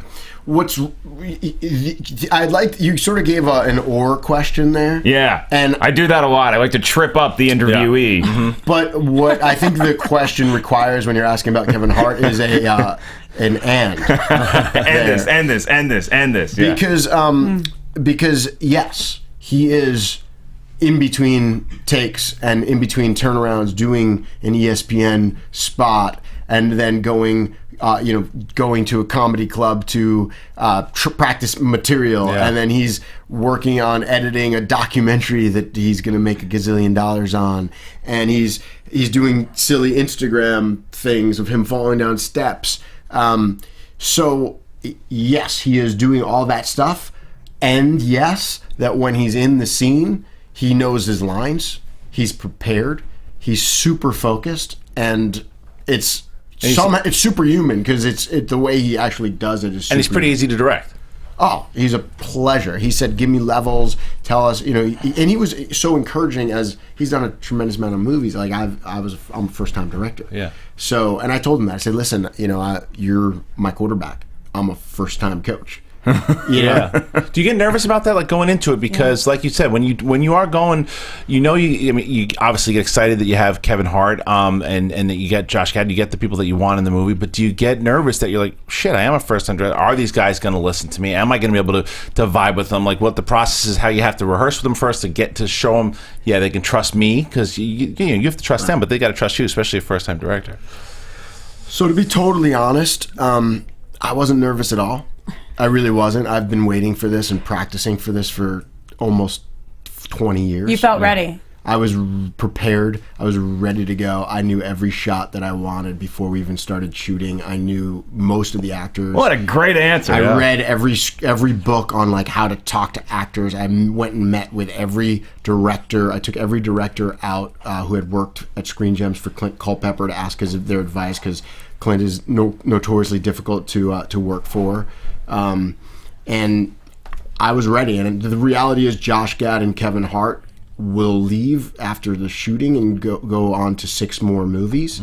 For me, this was my one shot, and for me, I wouldn't let anybody take it away from me. Well, you done good, boy. You done real good. Well, so that's a good question. I mean, and I hate to be the guy, but it's like, if this movie, like you said, you had a lot riding on it, and so I understand you want to get the name out there, you want to show what you've done, because you've got a very good comedy sense. I mean, you can tell when you're out there, because there were a couple times we laughed out loud a bunch of times throughout the movie last night. Somebody editing. Did you guys see it? We saw it at Century City. Was it a packed house? It was. Did people like it? It went over pretty well. Yeah. It went over. It was. Where did we go? It was around 9 o'clock? 7 o'clock. 7 o'clock. Yeah. So we went, last night we saw it, and so the question, and I thought about this, because if this movie hits in the way you want, like, and you had mentioned before, you're a comedy guy. Do you want to continue to do comedies? Do you want to move on to other stuff? But it seemed to see before you answered this question, was comedy's your passion. Well, artsy movies make him vomit. Right. So, but comedies are where you want to go. Well, let me clarify, because artsy movies, if they're good, don't make me vomit. And when I say good, it's like, what's a good example of it? Like Swingers, what's an artsy movie? Yeah. Didn't want to make me vomit. Good for Swingers. Yeah, I loved Swingers. There are just films I feel that are made. Like, I loved Foxcatcher. Foxcatcher was like, watching Foxcatcher. I love that. I don't think I could ever make Foxcatcher. It was a little too weird for me. But I loved that film and appreciate it. For me, I love comedy. The movies of the 80s. You watching Foxcatcher, there's got to be somebody slip on a banana peel. For God's sakes, lighten the mood. Well, it's so fun. It's so funny you said, like, because you had 40-Year-Old Virgin playing up there, and I'm literally like, I was in there, and I was like, God, I can't watch this movie after watching Foxcatcher. It's like it's like Steve Carell's not funny anymore. Right, it's just creepy. It's like creeping me out. Expect him to do something really weird to Leslie Mann in that car now. John DuPont getting his chest waxed. Oh, weird. But yes, to answer your question, I love Tom Hardy and badass movies. I mean, I love movies like Roadhouse and Last Dragon. So could you see you do a movie like that? I would love to go do a movie with I love the movies that I grew up on, like from the 80s, whether they were, it was Trading Places as a comedy, or whether it was Roadhouse with Patrick Swayze kicking ass. This is the guy you want making these. You know who hasn't gotten together in a while? Tango and Cash. I'm going to pencil in for that sequel. Tango and Cash. Well, who owns Tango and Cash? You do now. Yeah, you do. So what's the plan, Jeremy? So this thing crushes. Fubar. Yes. Did you know that movie, Fubar? No, that's from Tango and Cash. I was doing Tango and Cash quotes. But let's. All right. So this thing fucking crushes this weekend. It crushes. Oh, and man. Then they say to you, all right, dude, you got your pick of the litter. What's next? What Wedding Ringer 2, baby. Do you have a Wedding Ringer? Team player. 2. Do you have? Is that what you'd want to do next? Listen, everyone's kind of talking about it. Yeah. They've been talking about it for a while. I don't want to jinx anything, but you just said if it does crush, that would be awesome because I kind of have a cool idea of where it's going to go. Okay, cool. There's a movie called Sick Day that I'm writing right now for Johnny Knoxville at Universal. Cool. And the movie that I was going to direct with Vince and Jason Bateman, The Insane Laws, I might be sparking that up again. Yes. So those two are... I want to see those two together. Yeah. I have a question. So you said you were so unbelievably prepared that you weren't nervous going into this film. Did anything happen that threw you off along the way and your preparation didn't matter? You had to improvise, or everything kind of went to schedule? No, I mean, I think the stuff that threw me off happened... the stuff that threw me off happened really in the beginning before we started shooting, when we were told we couldn't afford this. And we could, like, for instance... the van scene, like there's a van chase that they're going, and like it's a big stunt that there's an action sequence where they jump over the bridge and we rip E.T. We do a homage to E.T. Right. I was told to cut that because it was going to be too much money. Not that they didn't like it. They were like, oh, that's just going to be too much money. So I was like, we got to figure out, like, there's so much product placement. We got to figure out how to do it. Let's brainstorm who can pay for this. Somebody's got to want to have a huge thing in the movie. So we got Roto-Rooter to agree to pay us, I think, $200,000 so we can shoot that scene if we agree to use the Roto-Rooter truck and make one of the characters a Roto-Rooter plumber. So we did with Jorge Garcia. He plays a Roto-Rooter. That fits so well. Yeah. Did you cast him because you loved Lost also? I was a huge fan of Lost. But when it came to casting the groomsmen, for me, the groomsmen, this whole movie, for me, is about the groomsmen. I always picture this as like Snatch or Ocean's 11, where it's a heist in the world of weddings. Yeah. All the guys have great chemistry, by the way. It's not just Gad and Kevin Hart. It's all those guys, the whole groomsmen team. They really play well off each other. Well, a lot of those guys are guys I've been a fan of comedy in the comedy clubs. The guys who I've seen in the comedy clubs for so long, who I've been a fan of. I was like, what's the right role for them? And it wasn't necessarily about the individual with that. It was about what those guys would look like when they were walking towards Kaylee Cuoco's family. Yeah. And Kaylee would turn to Josh and say, who are those guys? Right. They had to, like, in order for that, it had to be a motley crew. So the idea of Jorge, he just fits in perfectly with, like, Aaron Takahashi, who, by the way, when Jay and I wrote this script 14 years ago, we described, this is actually something that I just remember right now that I think you guys would appreciate. Do you guys remember Endo from Lethal Weapon? Yeah. The guy with, like, and he was balding on top. Of course. And then long hair. Die Hard also. Die Hard also. You've seen the Crunch Bar in Die Hard. Yeah, he shocks. The Crunch Bar. Yeah. So we just were like, we named the character Endo. We're like an Asian guy, Endo, and his character description was bald on top, long hair on the sides. That's funny. That was the description in the thing, just to, like, for no reason. And so when we got to cast Aaron Takahashi, I was like, listen, we have to do bald on top, long hair on the sides. And nobody really knew why. Like, nobody was like, why? You just had to. Nobody knew. Exactly. I was just like, this is how this character is. This is Endo. He's got to be bald on top, long hair on the sides. Let's do it. So they, like, brought in a wig and he had to shave his hair every day. And I'm so proud of that. It's such a weird choice. Well, it's good because now that I know that it was based off of him, it's even better. Too. I like it even more now, Because I remember seeing him on commercials back in the day, and then he was doing shows at Acme Comedy Club for a bit, and when I saw him on the posters, I was like, good, I want to see him get a shot, and he delivered. Oh, Aaron's hysterical, so with 3 balls. Now, the other thing is... By the way, I have 3 balls, so that's a true story. No. I do. Really? Is that why you wrote that in there? That's why I wrote it I smell a Schmo Plus video. Roxy, you had a question? That's why you're so good at laying pipe. Yeah, that's right. I just imagine. You have twins. It's actually difficult. Sarcasm kind of goes over my head. Is he being serious? I have to, like, lift one. I have to come in at, like, an angle. That's why he's walking like this. Wow. Are you okay going through airport security? I have to have a special cup made when I play catcher. It's like getting Apollo 13 back into orbit. Airport security. I don't have a medal ball. No, I just feel like something would show up and be like 3 of something that looks like you're stashing something. You're just tugging on it, sir. This is clearly not part of you. Sir, do you need to sit down? Real. What are you doing, JT? That's the song? Is that it? Is this it? Oh, God. This is the song. You still have the keys to Vince's place? Yeah, you should. You still have the... He sold it. Sold it. Well, all right, JT, cut it. So before we let you go, I wanted to also ask, because we're sitting there, and Mark and I being in the stand-up comedy world, there's a lot of stand-up comics in this movie. Kevin Hart, obviously, Whitney Cummings shows up, and then Jeff Ross, you got the roast master. We were so excited to see him. Again, being a fan, did you know Jeff? I know Jeff. I mean, I go back with Jeff. So my father-in-law, who's in the movie, he was a singer in like the Borscht Belt, and he like did every Friars Club. He would be one of those guys who got up and sang.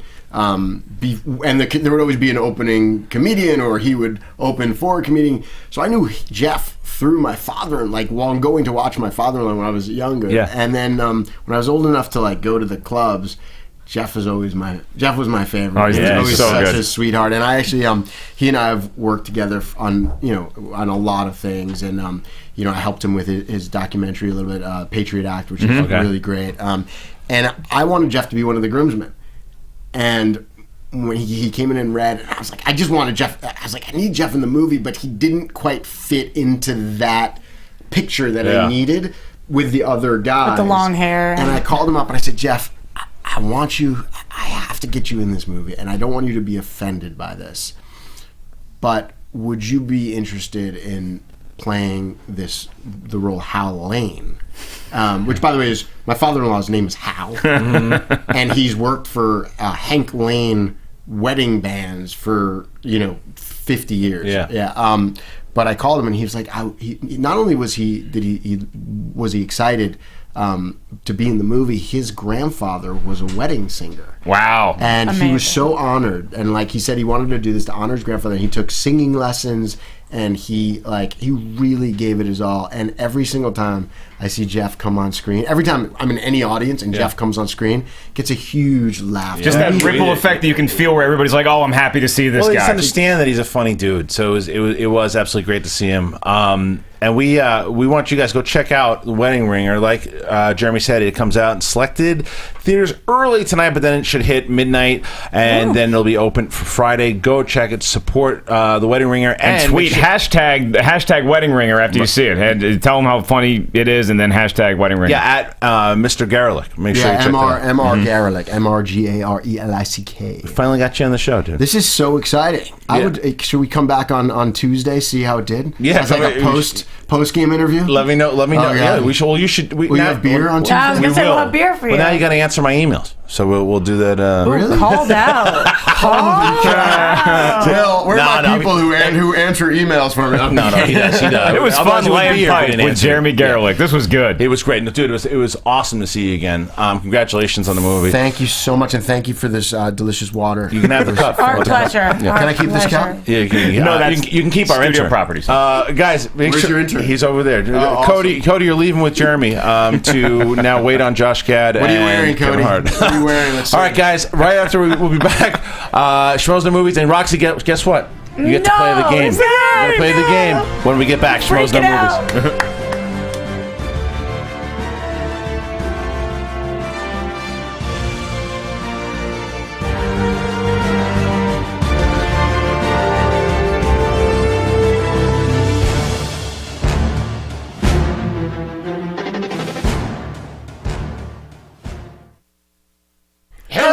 DC Universe! We are DC Movie News. I'm Adam Gertler. I'm Roxy Striar. I'm Johnny LaQuasto. We are your weekly source for all news and rumors related to Warner Brothers' upcoming slate of DC movies. There's a lot of them coming. Yes, and we're playing with the toys on the table right now, paying attention to Adam, of course. That's an Adam West bobblehead. What other show can offer you that? This is true. There's a lot of movies coming from DC and Warner Brothers over the next few years. We have to wait till 2016 till they get here, but we're going to talk about them week after week. Rumors upon rumors upon rumors. And make sure you find us on iTunes and YouTube at Popcorn Talk. And we also embrace awkward silence. You found the Jedi Alliance on the Popcorn Talk Network, the celebration of the greatest saga ever told. Where can you find us? Glad you asked. You can subscribe to us on the YouTube page. Just search Popcorn Talk. And we're also on iTunes. Just search Jedi Alliance. And if you're on iTunes, subscribe, rate, and review. Follow us on Twitter at Jedi Alliance SK and the Popcorn Talk. Don't forget we also have Instagram. And Facebook. So give us a like and a follow and like some more and then press like. Please continue to listen to the Jedi Alliance because many Bothans died to bring us this information. Poor Bothans.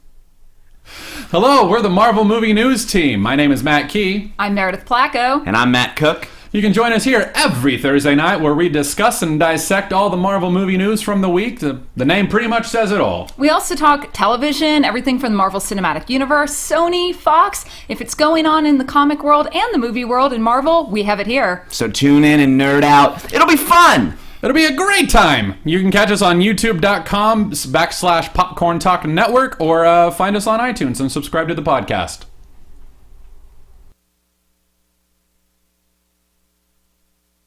And one of the things that happened, it was with a former intern that we had, goes by the name, formerly the artist known as Shoesy Pants, and now is where's that kid? Well, we're going to talk about him. He didn't get stabbed or anything, did he? I almost stabbed him at the draft, and I'll tell you why a little later. But why can't we have one Star Wars fantasy draft without drama breaking out? Why can't we just sit down, have girls clearly not be interested in us, and pick fantasy people to be in the new movie? Every Star Wars fantasy draft we have turns into the Red Wedding. This is something I have to talk about.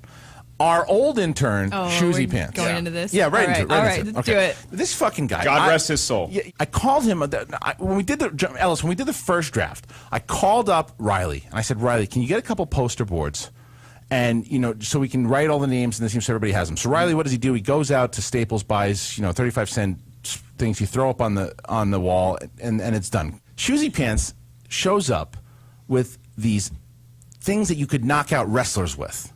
Okay, for poster boards. They're on the phone before you called them the 10 Commandments. He Are you talking about the thick poster board? He bought these thick things that cost $7 a piece. Those pieces of shit cost $7? $7 a piece each. Look, yeah, right. Of course they're expensive. Why the fuck did he buy them? I called him up and I said to him, I go, look, dude, I need you to buy poster boards. All right, and he literally shows up with these. Like the 10 Commandments, okay? And he shows up, and then afterwards, I had a whole spread there, I had food, I had all this stuff that was on the table, and Was he trying to I just got him a or- shirt. No, because at the end, he looked at me like a valet after he just parked my car, and he's like, he wants me to pay him for the thing. He didn't bring it up, but I'm going, had you spent 35 cents on the boards like you were supposed to, I'm not paying you $30 because you're a moron. I'm just not doing it. Time Lord, is Shoesy Pants a moron?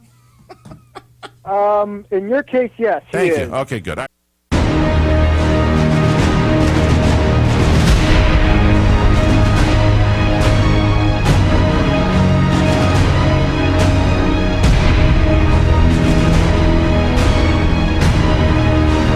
All right, Schmoeville, we are back. It is the Schmoes Know Movie Show. Really cool to have Jeremy Garelick back on, first time on the show, finally getting him on the show. Wedding Ringer comes out this weekend. And joining the table, you want to get him to 10,000 subscribers by his birthday, which is at the end of the month. January Go to the 29th. Casual Mafia on YouTube. If you don't check out Between the Sheets, you are silly, because it's one of those shows that it's a talk show on YouTube. We've been on it. Our friends Jeremy Johns, Chris Stuckman, Allison Hayslip, Bonnie Somerville, everyone has been on this show, and you should watch it. It's a good show. Just subscribe to the Casual Mafia channel on YouTube. We're going to get Josh to 10,000 subscribers by his birthday. Greatest birthday present ever. The hope is still alive. What's not is the hope for my fantasy football season. Your season-long fantasy football league may be over, and God knows mine has been for a while. But there's still plenty of excitement every week at DraftKings.com. DraftKings is America's favorite one-week fantasy sports site where you can win enormous cash prizes every time you play, and I have a true anecdote for you guys. What is that? So Dave from Roxy's neck of the woods, Boston. Woo! Oh, it's wicked cold up there. He won $1 million, 1 million clams in one day. Just playing fantasy football at DraftKings. So did Matt from Florida and Ray from New Jersey. In fact, DraftKings has crowned a new millionaire nearly every week this season. The football action even continues throughout the playoffs at DraftKings.com. You got the championship games coming out this weekend. And be sure to check out their exciting money-making contests and other sports too, like hockey and college and pro basketball. You've been hearing about big winners at DraftKings all year. Now it's your turn to win huge cash. Head to DraftKings.com right now and use their promo code SCHMO to play for free in the $100,000 fantasy football contest this weekend. DraftKings.com. Bigger events, bigger winnings, bigger millionaires. Enter SCHMO for free entry now at DraftKings.com. What's that website, Kristian? DraftKings. Josh, that was better. DraftKings.com. You guys are amazing. Thanks for joining the show. DraftKings.com. DraftKings.com, guys. Check it out. Make sure you do that. And by the way, I wanted to say one thing that's going on. I want Jig Yoda. I want Jig Yoda to call into the show.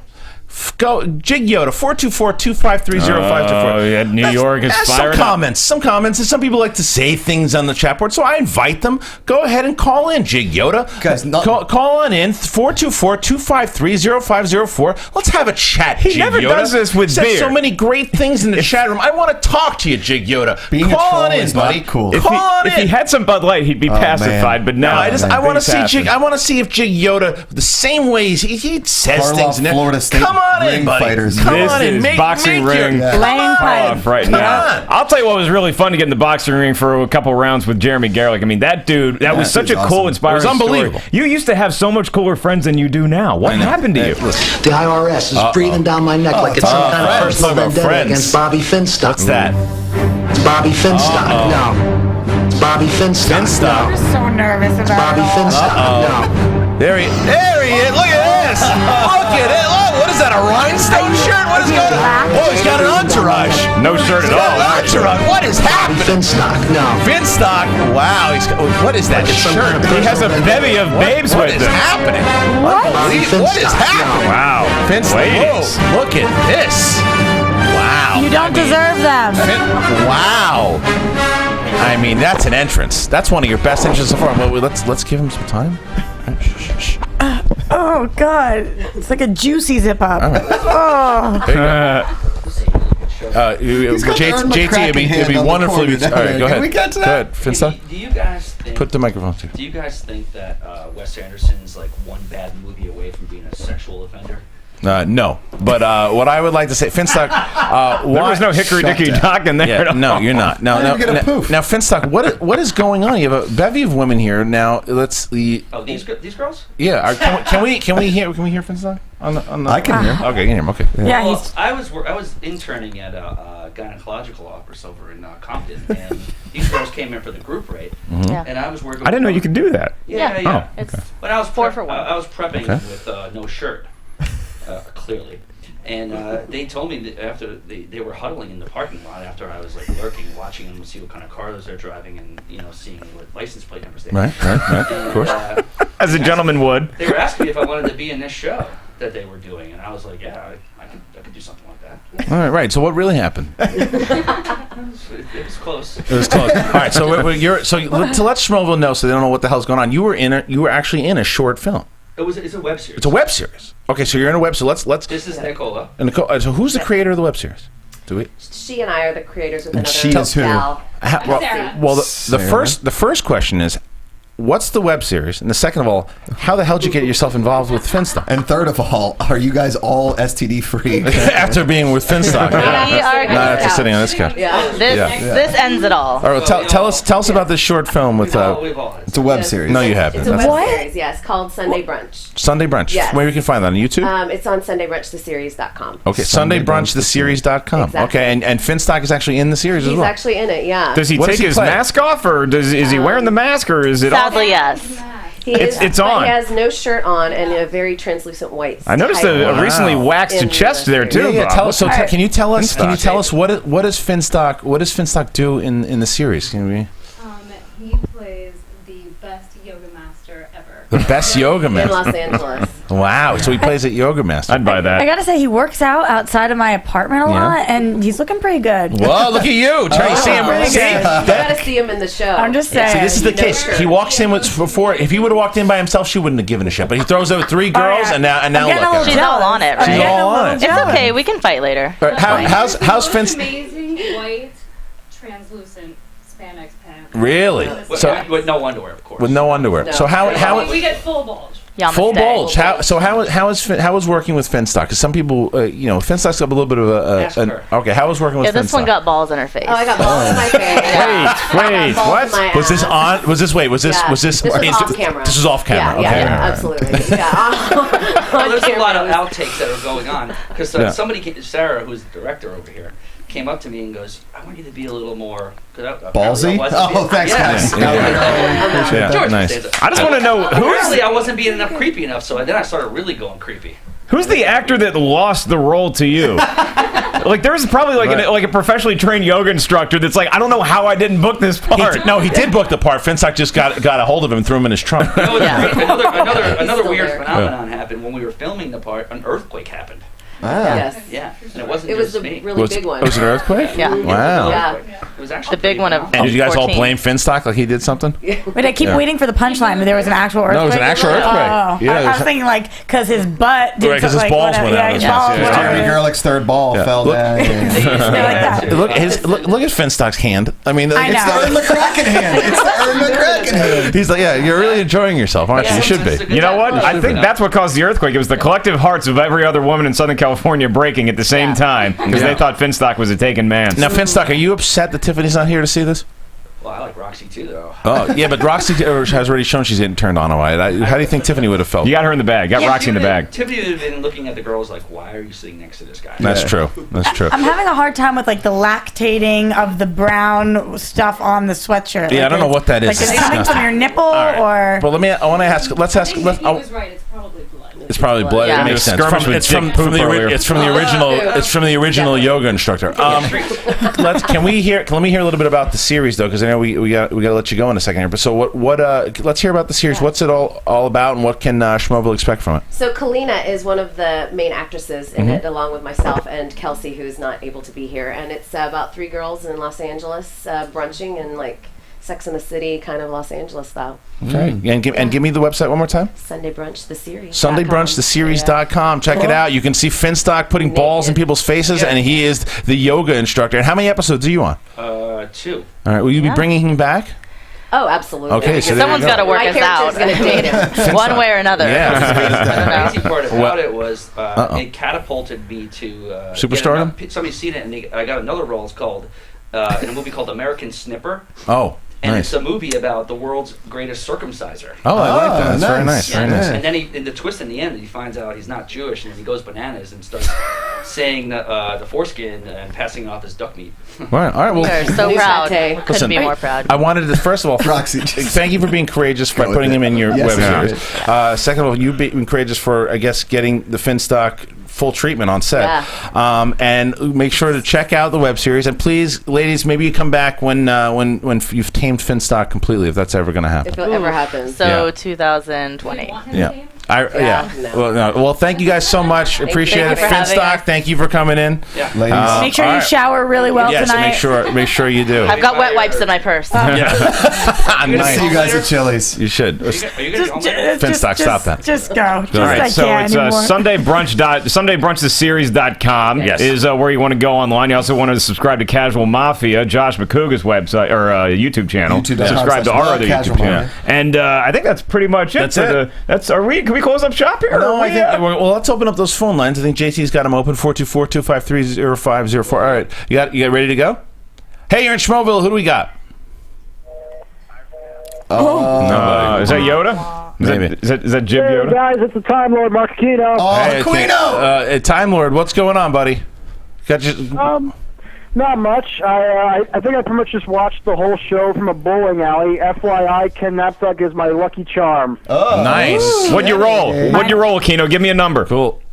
Like the Oscar nominations, some strikes, but not a lot. Oh, Aquino with some... and a Time Lord dropping some knowledge. Puns, Thank you, dude. Thank you for calling in, as always, Time Lord. Yeah. All right, Finstock. Peace out, Mother F. We'll see you. We're going to see. Ladies, congratulations on the series. And check out Finstock on Box Office Breakdown, by the way, every Monday as well. Yeah, why is he wearing Sarah's mask?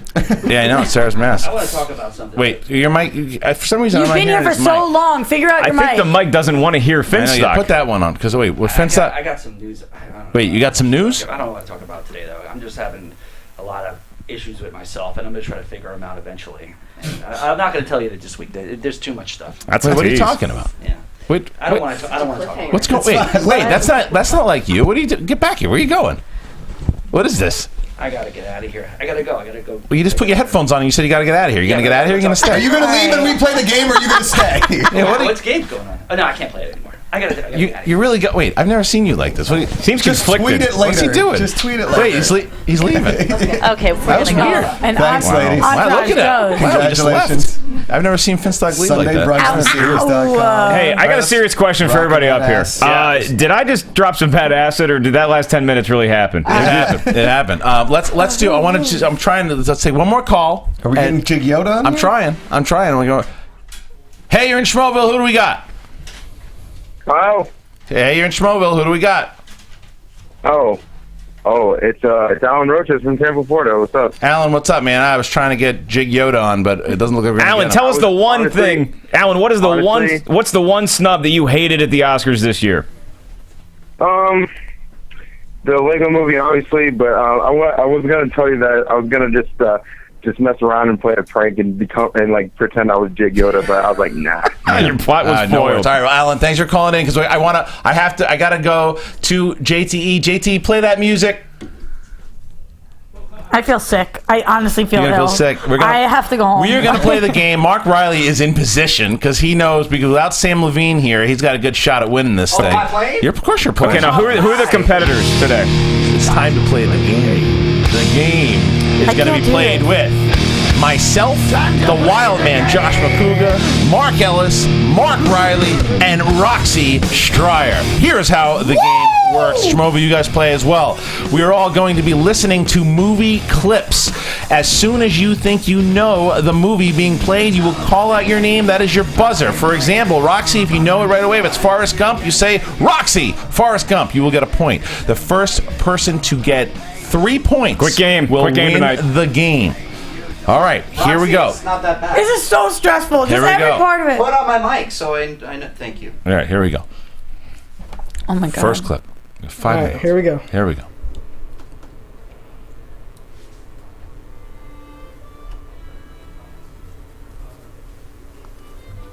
Just wondering. Yeah, like I told you, we haven't had any vehicles go missing. Okay. Macouga. Are you sure? Fargo. Nice. Nicely okay, Macouga done. on the Got board. that accent. Macouga on the board, all right. I don't think I'm going to get on the board. All right, well, don't worry about it. Don't have confidence. All right, here we go. Here we go. Confident. Remember what Jeremy said? Confidence. Oh, yeah. It was me! Marcia! That was- Who got JT? Who do you say got I it? think Kristian got it. Oh, that's he called it. He called it. Liar, liar. That's crap. That is absolute crap. Hey, that is absolute I crap. said JT. Who got it? Yeah, you went to JT. Yeah, He's the one sitting there. It's fine. Yeah. It's fine. Okay, ready? Can't even pronounce your name. Here we go. Here we go, Harmoff. Harmoff. What did you say? Felicitate this. I need something girly. Oh, we just stepped out to get some air.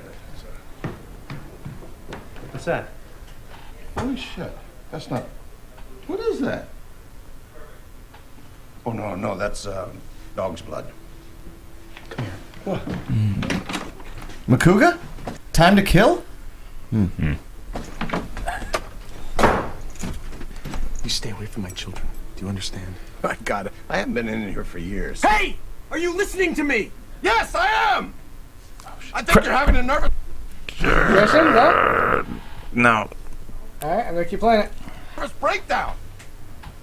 I don't think you recovered from Rachel's death. Royal Tenenbaums. Yes. Wow. I wouldn't have gotten that. Yeah. No. Gene Hackman. Oh my gosh. My heart. Are you ready? Here we Yeah. go. Yeah. Hi. Can I help you? I'm supposed to have an appointment with Dr. McKay. Oh, sorry. Please come in, and please call me Catherine. Oh. Hi. You're Dr. McKay. I am. Christian. It's the one with Anna Kendrick and the Joseph Gordon-Levitt movie. Macouga. Oh, yeah, no, he's Here we go. Man. 5, 4. Yeah, give him a nice soft count there. 3. Oh God. 2, 1. Macouga? 50-50. Yes. I don't know how you forgot the title. Oh man! All right, 2-2, and me and Roxy and Riley yet to be on the board. This is sad. All right, here we go. I did a stupid thing with that. Come on. Look, Actually, really. I want to help.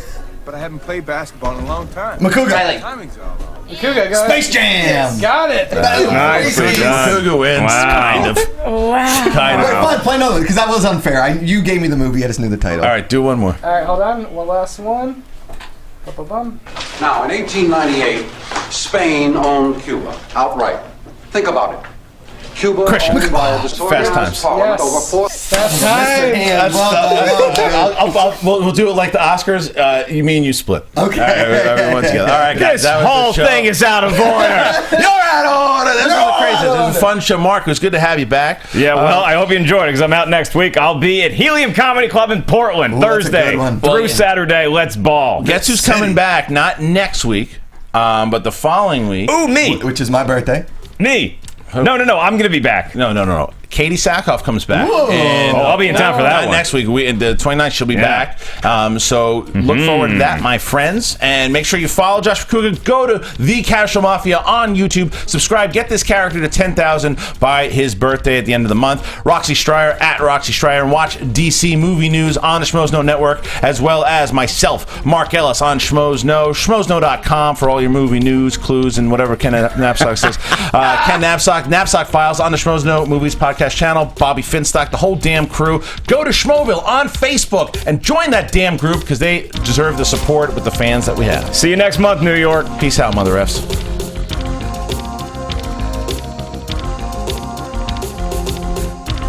For producers Kristian Harloff, Mark Ellis, and the entire Schmoes Know crew, we would like to thank you for listening to the Schmoes Know Movie Show. Promotional consideration provided by DraftKings.com. Special thanks to Kevin Undergaro and Maria Menounos, the author of Every Girl's Guide to Diet and Fitness, in stores now. To watch or listen to other Schmoes episodes, get movie news, and join the conversation, be sure to visit schmoesknow.com. I'm the Pit Boss, and this has been a presentation of Schmoes Know.